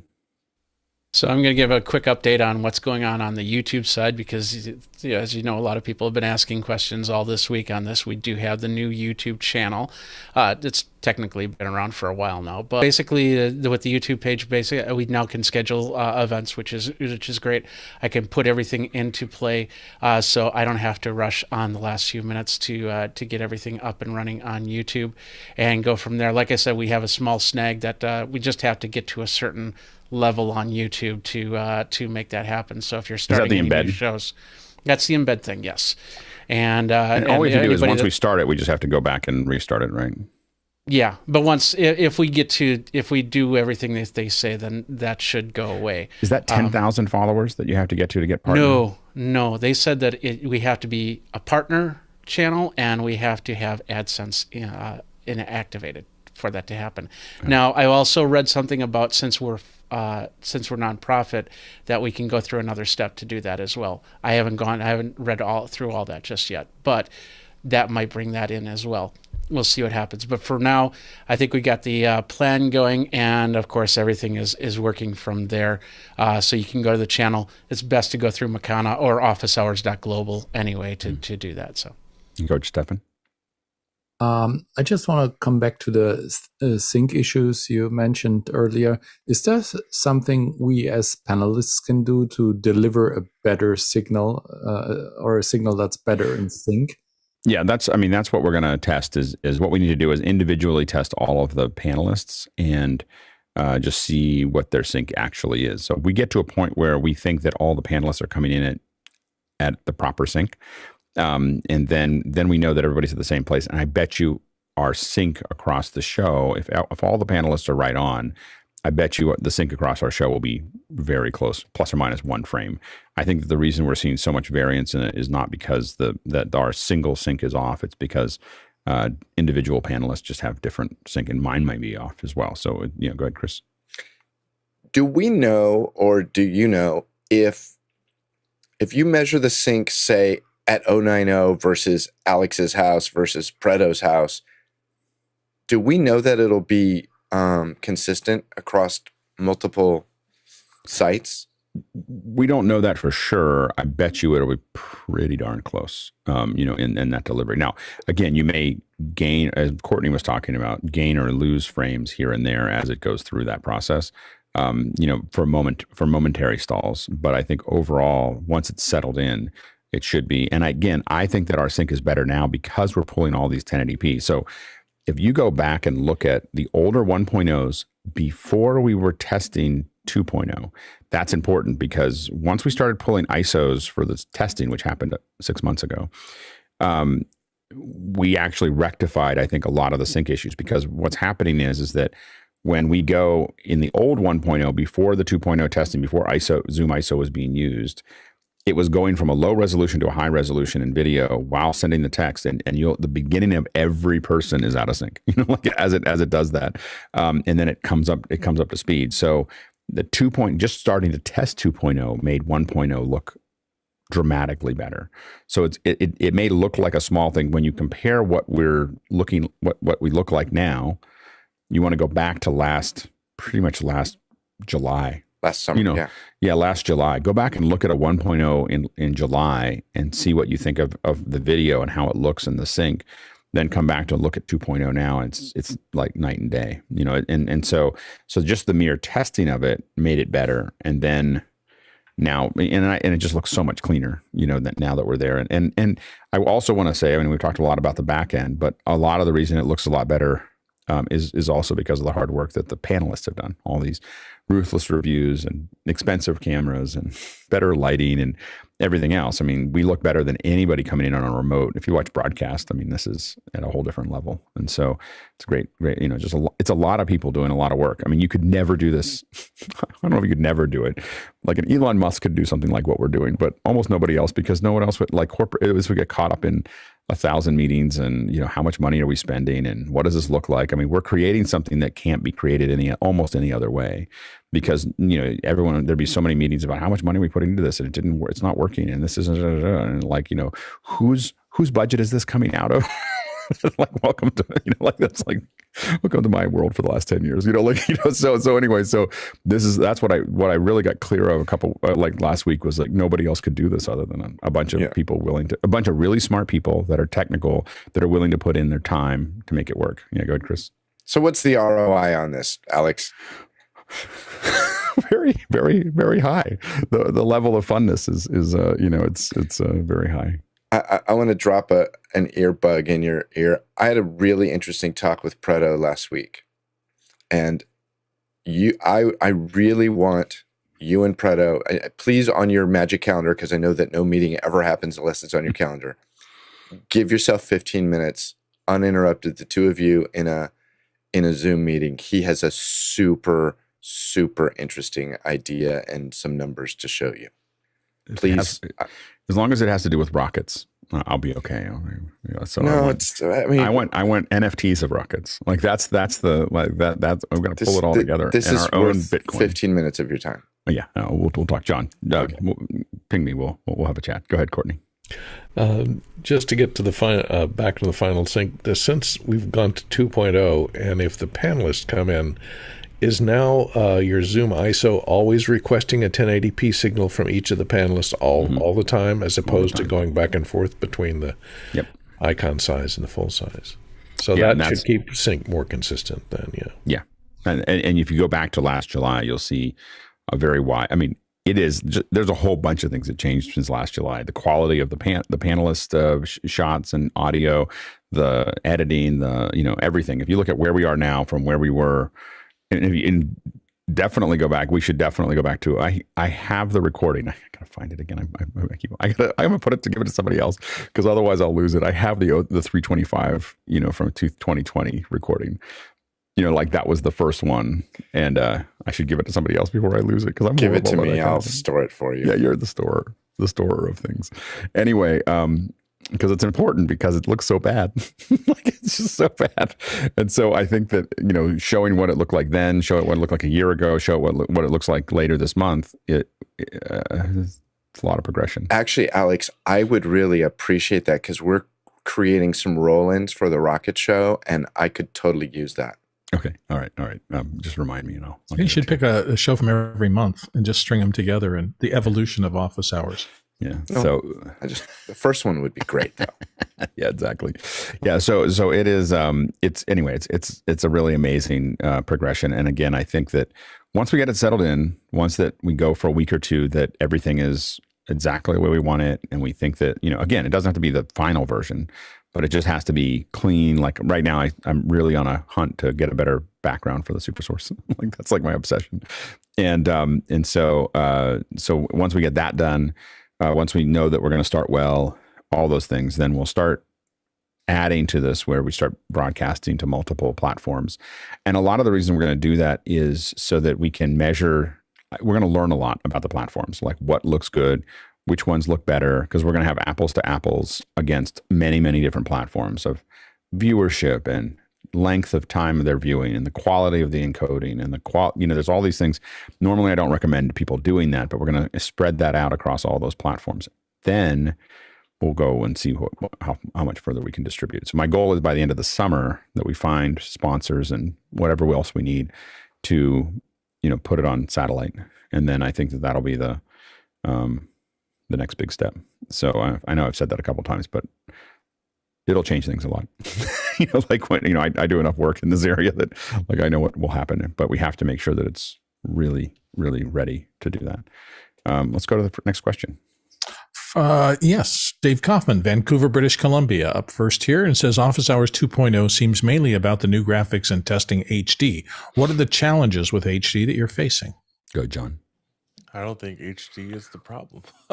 It's really all the automation that goes into everything that they're doing, feeding all the different systems together, understanding who's going to be the brain of everything, what's going to talk to everything. I think linking all those systems together is probably where the most complications are happening.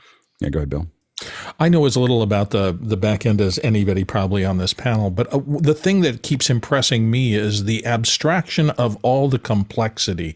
And this is in part from the work that Andy did and other people. I know many people have put into it. But to make that something that a non-professional can touch and use so that somebody who's never sat at a switcher can switch a show remotely from any place in the world into something that looks this strong and this good is, to my mind, transformational, because it allows so many more people to be able to do clear communication globally that it is transformative. It's leveling the field. Like, that is the goal. We're leveling the field. Go ahead, Chris. Yeah, I've been sitting in big control rooms for nearly 40 years. And I've switched a lot of complicated shows, transcontinental game shows with synced and like crazy stuff. What the back end system that we've built is astonishing. And you had the comment with somebody, I can't remember who you were talking to, Alex, and they said, you have 18 panelists? You have 20 panelists? Like, yeah, who was that you were talking to? I can't say, but I was, okay. But they were just like 18 panel. That's not going to work. Like, I was like, yeah, oh yeah, it works really well. Yeah, it's like in fact, it works so well that if I get down to anything that looks like close-up broadcast, I go, I don't know if I can do the show. Like, I only got, like there's some early mornings where there's only 6 people, and I'm like, oh, this is going to be hard. And 6, like, we used to tell people on Hangouts that 6 is the max. Like, do not ever have more than 6 ever. And now I'm down to, I don't know. Well, a lot of it is the wetware training too. I mean, yeah, you couldn't just take 18 film critics or 20 film critics and put them on the show, immediately. Yeah. Well, unless you could remotely mute and unmute. That'd be cool. Yeah. Yeah. I think that, and to get back to the question, we're actually running this in UHD, not HD. It goes out as HD right now, but it's just because the HDR stuff will be UHD. So our core signal will be eventually be HDR 5.1 UHD. Will be what we eventually are going to in YouTube, and nobody else is. like that's like, and again, that doesn't matter right now when we're all talking, but when we get to a point where we want to do playback, we want to do playback, and that playback is in surround and in HDR, we'll all look good in HDR. We're getting there. We're getting all the exposures right and everything else. And then sample footage and other things like that are going to just jump out. So when the graphics team is putting those things together and that's all coming out in HDR and it's natively HDR, that's going to be an entirely, next set. I mean the like example graphics. So example graphics play out. We can now finally do training. If we want to do training in HDR, we can do training, and it's actually in HDR. Usually it's like, if this was HDR, this would be, or if this was in surround, this is how it would sound, and we can actually talk about what that means. Next question. Next one comes to us from Jason Panks in Nashville, Tennessee. He says, what is our current biggest challenge with Office Hours 2.0? Sky. Now, this is, again, as an observer from an outside, but also an inside situation, I'm going to say the wetware. The humans that are keeping this moving forward are limited with their time and their gifting, and some of us are being pulled out to other distractions and or needs to supply and support for our families. So consequently, the simplification of this very complex structure is awesome, but it's kind of like an adolescent. It's just beginning to learn to walk, I think. So I think it's the wetware. That's my opinion anyway. I think that one of the things that we're going to keep on working on is the continued abstraction of the complexity back into something that's relatively simple. And what I mean by that is our goal is to get to a point where if we have 60 people, including the panelists, that want to be part of the show, so we have 5 people that are doing the example graphics, and we have a bunch of people that are doing this, and some people that are running the graphics, and they're all over the world, that it'll scale up to let that happen without anybody having to have any kind of specialized gear. They're just on web pages and so on and so forth. But if we have one person available to run it on the back end, they can go down to it. It's auto switching and doing most of the work for them, and all that stuff pieces together. So the goal is to get to that point where it can be as small as it needs to be and as large as it needs to be. And you simply add those layers of complexity to it as there's availability. And I think that that's important, not somewhat for us, but really for everybody else that may use it, is they you know, so they don't have to build a huge team to execute an event. It may not be as good. Like, it will be much better to have a whole bunch of people specializing in things and working on them, but we want to make sure that it looks relatively good without that. Go ahead, Laura. I think also one of the biggest challenges is that we are an all volunteer team. And as great as we are pulled in different directions and things going on. But to that extent, they've done an amazing job and amazing things. Yeah. You don't have to understand everything to walk into the back end, grab an ATEM Mini multi-view and a web page, and get comfortable and familiar with the system. Absolutely. Courtney? Yeah, I think trying to click on the mute button. Yeah, I think one of the hardest things probably to maintain, and you're talking about, the graphics crew is going to build graphics for the explanations and so on, is trying to maintain the spontaneity of this show. Because this show, we don't know what the questions are going to be a lot of times until the show starts. And, of course, new questions are coming in as the show's going. So the system has to be automated to some degree, so that it can handle, multiple speakers and the super sources and all of that stuff. But I hope we don't stamp out the spontaneity by restricting it too much, so that we, have to prepare everything in advance. It has to be submitted in triplicate before we answer a question, because I don't think it's useful. I think. I totally agree with you. I totally agree, and I don't think that's the case. It's more of, if someone puts a question in further ahead of time, there could be a much more detailed answer that comes out the other end. If they put it in during the show, it's the best we can do. And I think that the behavior that will probably occur that way is the people who really need that question answered will put it in the day before or early in the morning to give people that. And it doesn't, we will still answer all of the questions as well as we do today. It's just that there'll be some questions, a handful of them that just have a lot more detail to them because we had a little time to work on it. So I don't think I think that it's just a matter of, and I don't think it'll be every question. I think it'll be 5 questions an hour have more detail because we spent more time. I also think I've worked on a lot of these teams in the past, and I have found that we can, if you've got 5 people sitting there, they can be looking ahead at those questions only, with 5 or 6 minutes to go. And once they know how to do what they're doing, I think that we can get ahead pretty quickly and be throwing together graphics very, very fast that can just be used as those examples. If you have enough people, because let's say you have 5 people working on that. And to put it in perspective, I don't know how many people are going to show up, but when I put out the call on office hours for volunteers, there were 600 people that signed up. So I have to I'm going to start sending out emails finally after all this. I was going to try to send it all out as one omnibus, and that's been taking me forever. So what I'm going to do is start sending out, hey, we're looking for these kind of people. We're looking for these kind of people out to that list. So we'll see who wants to, learn how to do these things. But if we have 5 people managing graphics, it means that your 5 or 6 show, first of all, you can handle a bunch of them before the show, but during the show, you can have people skipping down like, oh, I'm going to take this one. I'm going to take this one. I'm going to take this one. So they might be 10, 15 minutes ahead in the future, working on a couple little examples and a couple little things. And, those are all things that we've done in live events in the past with, very effectively. So, and again, when you don't have that, it just runs without it. Like it's not, I think that's, you were going to say, Courtney? Well, the problem is you know what the questions are going to be, but you never know what the answers are going to be. And that's the problem, is because the answers are depending upon which panelist decides to answer and what they're going to say, and nobody knows what they're going to say until they say it. So that makes it problematic for creating stuff in advance unless they're created by the panelists themselves, or that panelist communicates what they're going to talk about ahead of time to the graphics department. And that's what will happen. Like there'll be notes getting thrown into, there's a bunch of things in Mukana that we have to add to really support this as it starts to pick up speed, is that there'll start being notes. And then the other thing is for the panelists to just see what's available to them as far as examples go. And again, I don't think it'll be for everything. There'll be some things we don't know enough about, or we don't know what the panelists are going to do. But I think that we can start to build those mechanics into it. And we could get to a point, if enough people are playing and we get the tools on the back end working, to build a show that no one's ever seen before. Like it's just, it's just an insane show of an enormous amount of data.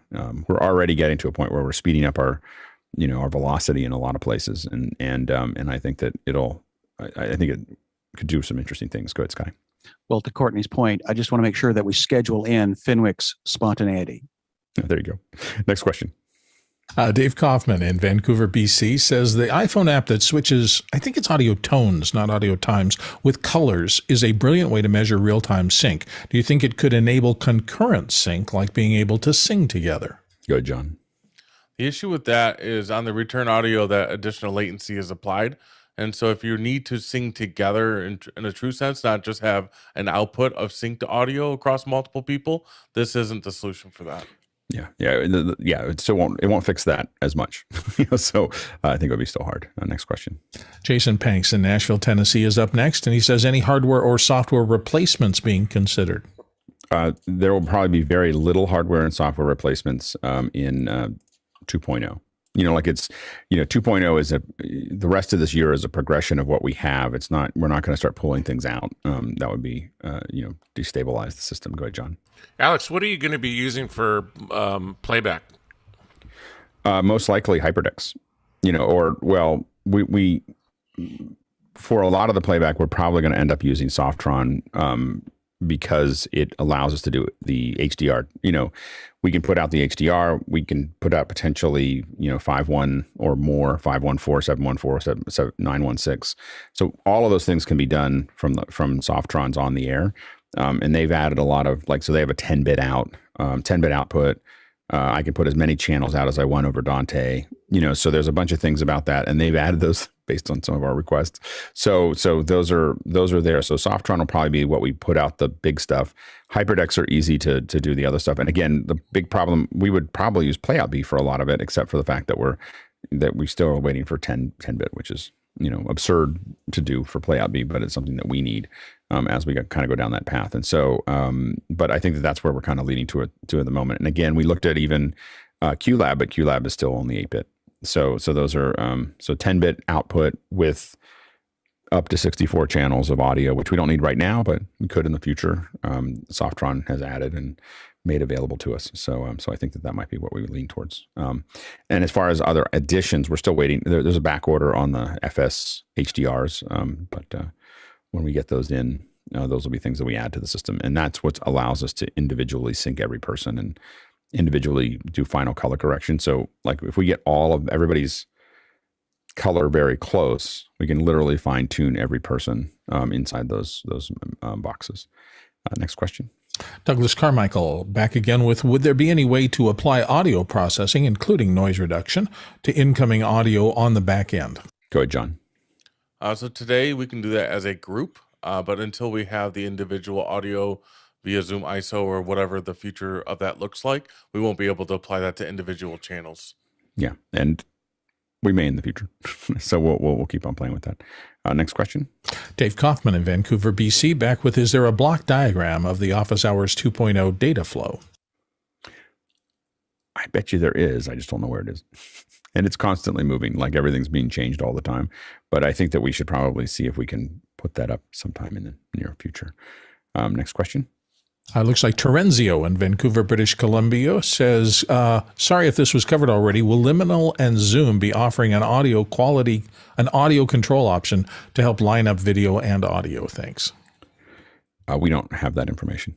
So we don't know, but we know that now that Liminal's inside of Zoom, the chances of us getting higher quality video, better audio, better control, more, all of those things is highly likely. So we are very bullish on where Zoom is going, because Liminal is kind of pushing that along. So we just know the quality of the folks that are doing it. And there was a high quality in Zoom before, but I mean, we know the ones that are there now, and we know where they come from. So I think that we think that we'll have more control in the future. Next question. Douglas Carmichael says, as the 2.0 backend expands, do we need to think about augmenting cooling to avoid overheating and on-air shutdowns? I don't think we have any. There's 2 AC units that are dedicated to the room that this sits in right now. So it's not.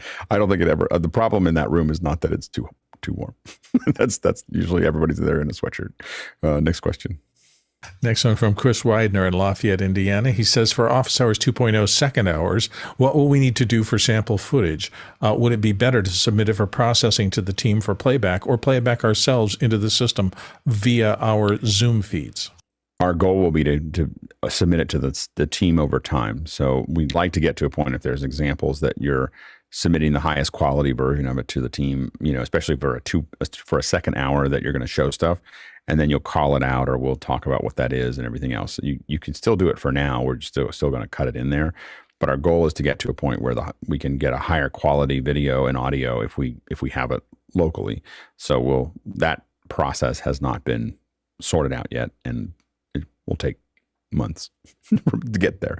We want to get to a good, clean show first with what we have, but we'll start adding those capabilities in the future. Next question. TJ Asher in Minneapolis, Minnesota says, Alex mentioned small panels and that being an issue. Are we in danger of using up our pool of panelists for production, such as there is nobody left to be on the panel? I think that we have a smaller panels recently, but they go up and down depending on what we're doing. So I'm less worried about that. I mean, I think that even if we got down to a smaller panel, it's mostly just a graphics thing on the other end of how do we set up the multi-view for that. But I think that we're still answering a lot of the questions fairly effectively. So I think that we're still effective, so to speak. So I'm not too worried about the size right now. And I also think that as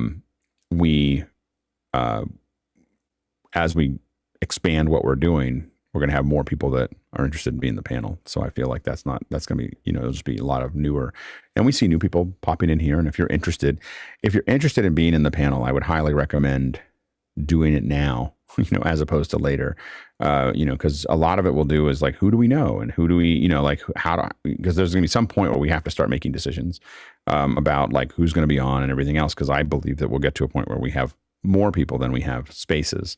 And so it'd be really good to get good at it and get known within the system now, as opposed to waiting until July when we're broadcasting to a much larger audiences and there's a lot more people that want to do it. We're always going to be looking for bringing in new people that can be part of the panel. But I believe it will become more challenging, and so getting practice, figuring it out, getting set up, getting known. And again, the goal with the panel has largely been, number one is we just answer the questions better. So having a lot of people, having a diverse group of people that come from different backgrounds is really useful. And number two is to provide the opportunity for people to know people around it. Being on the panel is the easiest way to meet other people. Like the panel is all built around the Alex doesn't like to introduce himself. So I'm providing that opportunity for everybody. You don't have to introduce everyone now knows who's on, people on the panel are much more known within the group. And as the group gets bigger, that's useful. It's easier if you're trying to find people for anything to be someone that they know. So anyway, so I'd recommend getting in there. I do think that the demand for being on will be proportionate to the scale. So I think that it'd be useful to get on now and get the practice in. Next question. Douglas Carmichael says, could we integrate lighting control within the back end if Streamweaver or similar could transmit DMX data to the panelists? 3.0. It's not a 2.0 thing, but but 3.0, yeah, absolutely. My goal with all the panelists when we get to 3.0 is they're all on something that's like a 6K camera with DMX we figure out how to make that work. So, but we turn the quality dials up a couple in that process. And so, but that's a 3.0 problem. Next question. Douglas Carmichael back again with, could we easily host Office Hours 2.5 or 3.0 in multiple cloud regions for redundancy? Go ahead, Chris. Alex, I want to warn you about a little story about a guy named, I think first name was Jeffrey Osborne. I don't know how well you know the story about the Osborne 1. It was the first portable computer. And it was a big deal. It was a cool thing. It was a weird looking computer, but when Jeffrey Osborne went on the road to show off the Osborne 1, somebody asked him about, do you think it needs more RAM? And Jeffrey says, well, we're working on the Osborne 2, and it's going to have twice the amount of RAM. His company crumbled with that one sentence because nobody wanted to buy an Osborne 1 because he had already leaked the Osborne 2. I think we should nail Office Hours 2.0 before we talk too much about 3.0. Just a theory. Yeah. Well, I mean, it's all a progression, but there are definitely things, I think that our goal with 2.0, I mean, the general goals that I have, at least for 2.0, is that by the end of the year, we are indistinguishable for broadcast. We're distributed around the world. And 3.0 is really about just crushing, anything around it. like just so it's like there's not anything that looks as good as what we do here. And it is at 4K through the entire pipeline. There is a it is HDR. It's immersive audio. It is incredible tight conversations about it. There's a lot more to it. So that's a different level of that. And then my goal for 4.0 is doing it in the cloud. So it's just figuring all this stuff out. So that's kind of the progression. I don't think we'll go any faster than that, but I think that we want to keep the perspective of what that looks like. But I do agree with you, Chris, that there's some of don't say too much about what's in the future of that. But I think that there's also people understanding where the boxes are in a long-term trajectory. And so that if you're asking about cloud, I'm thinking about that in 2024. I'm only half teasing, and I was worried that I haven't spoken enough this show, so I wanted to throw something in. And by the way, it was Adam Osborne, and I put a link to the wiki page. It's a good story. It's probably why Apple is so tight-lipped about what's coming up next. Yeah, and the main thing is that one of the things we're watching is contribution to the cloud. And so when we can push, high frame rate, HDR at a very, very high quality, into the cloud, then that starts to open up. So there's a whole bunch of pieces to that to make that work. Go ahead, John. I think if we want to talk about redundancy, I don't know Zoom ISO enough, but a simple API gateway that can intercept the commands that were coming from a companion or universe, and then being able to push that to a separate set of machines that are either in the same data center or someone else's data center could provide us a lot of the same redundancy that we have today, even using like YouTube to send out another RTMP stream to take over. That's just an option that we have before we move into multiple clouds, since a lot of this is requiring hardware that a typical cloud is not going to have for you. Good, Sky. Just quickly to Chris's point, we're actually dealing with not a product. So I think that's the Osborne story that you mentioned. He was selling a product. And so this is a service, and consequently it's also a vision. So I think being aspirational is there's a carrot in there for that. And what's cool is we were aspirational and now we're operational. So that often does that those two things don't go together all the time. So I think again, kudos to everybody time in involved. history that happened to happen. Yeah. Great article title, From Aspirational to Operational. Yeah, exactly. Next question. Courtney Gooden in Hollywood, California up next. Has there been any thought on going back and fixing edits and adding graphics in post for the YouTube archives? Good, Courtney. Yeah, so I was thinking, if since a lot of it's automated on 2.0, sometimes it'll switch to the wrong person or something will happen that is as unintended. Any thoughts to going back and fixing those little things like they do on network television shows that are broadcast live, but then they go and are broadcast East Coast live and West Coast? They do little edits to fix little things that they don't want to go out to the whole world. I'm not opposed to that if the volunteer teams got large enough to do it, where people wanted to, because it's not a bad. I mean, again, the best way to get good at something is to do a lot of it. And so if we built that out, where hey, one of the things you can do as one of your tours of duty is to update those. The easiest way to fix things is use graphics. So you just kind of paint over bad edits with graphic. You just throw some kind of screen share over top of it or whatever. And so that might be a possibility down the road. I'm not too worried about it right now. I'm mostly worried about having the show just go out cleanly. But I think that in the future, I could definitely see possibly some re-edits and so on and so forth. There is also. What were you saying? Right, I was just going to say, a graphics cutaway is a good. Not only does it add information to the show that may not have been there in the original, but it's a good way to cover up errors. And again, the other thing is you could and again, for the most part, what we want to do is have a good live show, and then move on. The hard part really is unless we have people willing to do it, it is it's a lot of work. And I have to admit, as a live person, I started in post, and then I spent the last over a decade in live, and I have a lot of impatience about looking backwards, if you haven't noticed. Like I just look forward and I just keep on going, next new thing, next new thing, next new thing. And I don't worry about what happened yesterday because it's just, and that has to do with also my last company with Pixel Core.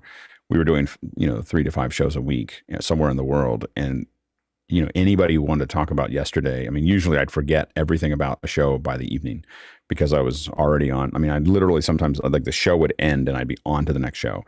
And I don't want to talk about the last show. I don't want to know about it. I don't want to think about it. So I tend to be a little bit that way about things. But I think that, we could potentially, especially with second hours is where I to your point, where I'd love to go back. And, one of the things I've been thinking about second hours is sending kits out to artists, having a great second hour, and then replacing it with the local footage that we shot in log 6K, just have it look amazing, for the second hour. So I think second hours, we could definitely go back and upgrade over time. Next question.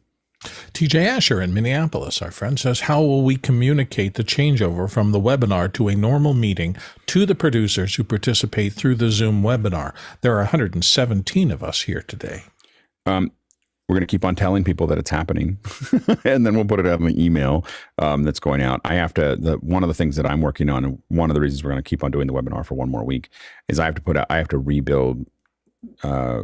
MailChimp to put out the weekly, the daily emails, and so that's a different. Right now it looks nasty. You'll know when it happens because suddenly it'll look nice. Like it'll be like boom. And it won't look like the way Zoom emails things out. So anyway, so once I get that done, then there'll be lots of reminders, and that's going to go out to a wider list as well. Next question. Chris Taylor in Carlsbad, California asks, how much does a Hitomi Matchbox analyzer cost? I think the base cost is $11,000, and the fully rigged out version is I think $17,000. So I think that's the range of there. So they're a little pricey, but they would help. So we'll see. Next question. Douglas Carmichael in with, could the Office Hours 2.5/3.0 backend be localized into non-English languages? The answer is yes. We'd have to find people who wanted to do that. It's probably not it's a bucket list thing, not a spec for 3.0 to do multiple languages. Mostly because I'd be really good if we got good at it. So if we, I'd love to be able to build that capacity up. But it's not so much the technical. We could definitely technically do a lot of things. It's the logistical of having people do it well is non-trivial. Next question, last question. J.J. McKenna in San Rafael, California says, if a point of Office Hours 2.0 is to show broadcast what they're missing out on, are there any possible content markets who are actually interested in changing their pipeline to assimilate this methodology? Go ahead, Bill. Well, I just wanted to say, that is one of I think the demonstration of the technology is a really solid and important part of this. But Alex has always said from day one that the real core of this is building community. And I think he's being wise in terms of you want to build with measured things, because we've all seen it happen. I mean, they talk about people going viral when they're not prepared, and it doesn't really benefit them. It really just causes chaos for a while. Then they start delivering bad results and everything falls together. And instead of that being an opportunity to grow an idea out into the marketplace, it becomes that didn't work. It's a bad thing. Let's not do it. So I'm up for the measured technology methodology, measured and move it up as time goes along. Go ahead, Sky. I'm going to say corporate is going to be the one that would use this technology quicker and faster because their interest is getting their product in front of the eyeballs and into the hearts and minds of their audience versus I've worked in television, I worked in film. That story is their product and they will do whatever they can with whatever equipment they have, but their product is the story and they don't really care about the technology, where the corporate really wants their idea out there as far and as hard as they can for the least amount they can spend. I actually think it'll be more organizations because they don't have the budget to do anything, and to budget to make it work. So a lot of nonprofits and house of worship and those types of things this could be pretty useful. I don't know, we're going to make this available to folks. Right now it's too complex for somebody else to do. I mean, if you're not in our group, where I think it would grow is people in our group like Lois who say, I want to use this system for my show, and I want to use it. So I think it's going to be the expansion will be more people in the group wanting to use a system that they already learned how to use. So They go in and they volunteer. They see what the back end looks like. They figure, oh, I can do that. I could gather some, and a lot of times it's been us.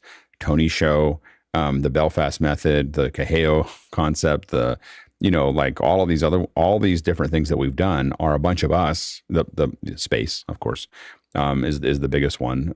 And so the thing is, it's a bunch of us deciding we're going to go do an event, and maybe we're using the platform that I'm using, or that we're using here. But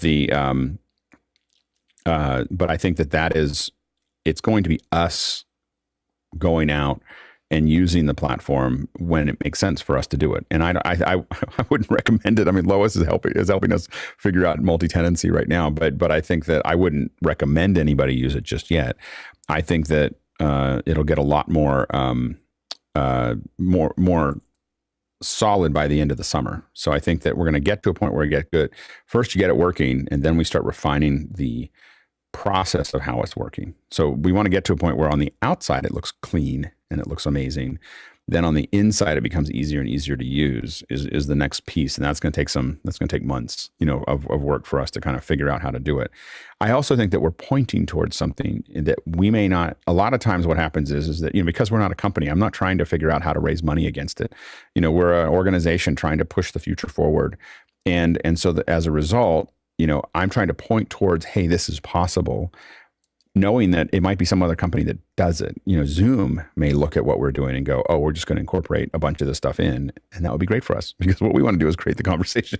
and the more that they add, the less we have to do. But we're showing them, look at what we could do. Look at what we can do with just consumer connections back to Zoom. I think that's I think a really amazing opportunity for us, is to push that forward. And again, this is not something I think that any other company could do, because they'd be trying to figure out, how do I keep it secret, and how do I not show anyone, and how do I do all this other stuff. And I think companies would have a hard time building this out when we're just going, hey, we want the communication to work. We want that piece to break ground. And so I think that the other thing is that I don't really worry about trying to persuade anybody, you'll find, of anything. What I do is I try to do something. I do something there, and then people around it that are already like-minded but haven't seen that before, they go, oh, I want that.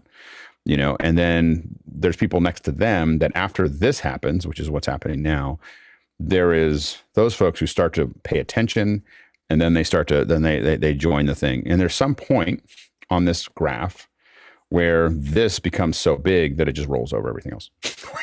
So you don't try to persuade the people over here that that's what they should be doing. They'll either, they're either in the bus or under the bus, at some point. Right now it's still, they can still see the bus in the future, off in the distance. But I don't try to persuade people. I just try to do something crazy and then see who shows up. But I don't think we're not going to try to change anybody's minds. If they don't change their minds, they'll, you can still knock on the window and the door will open for them. Yeah, we're still opening the door, but at some point we'll be moving too fast to see them. So anyway, so that's just we'll just be like, bump. What was that bump? Oh yeah, that was NBC. All right. So anyway, so because you have to look at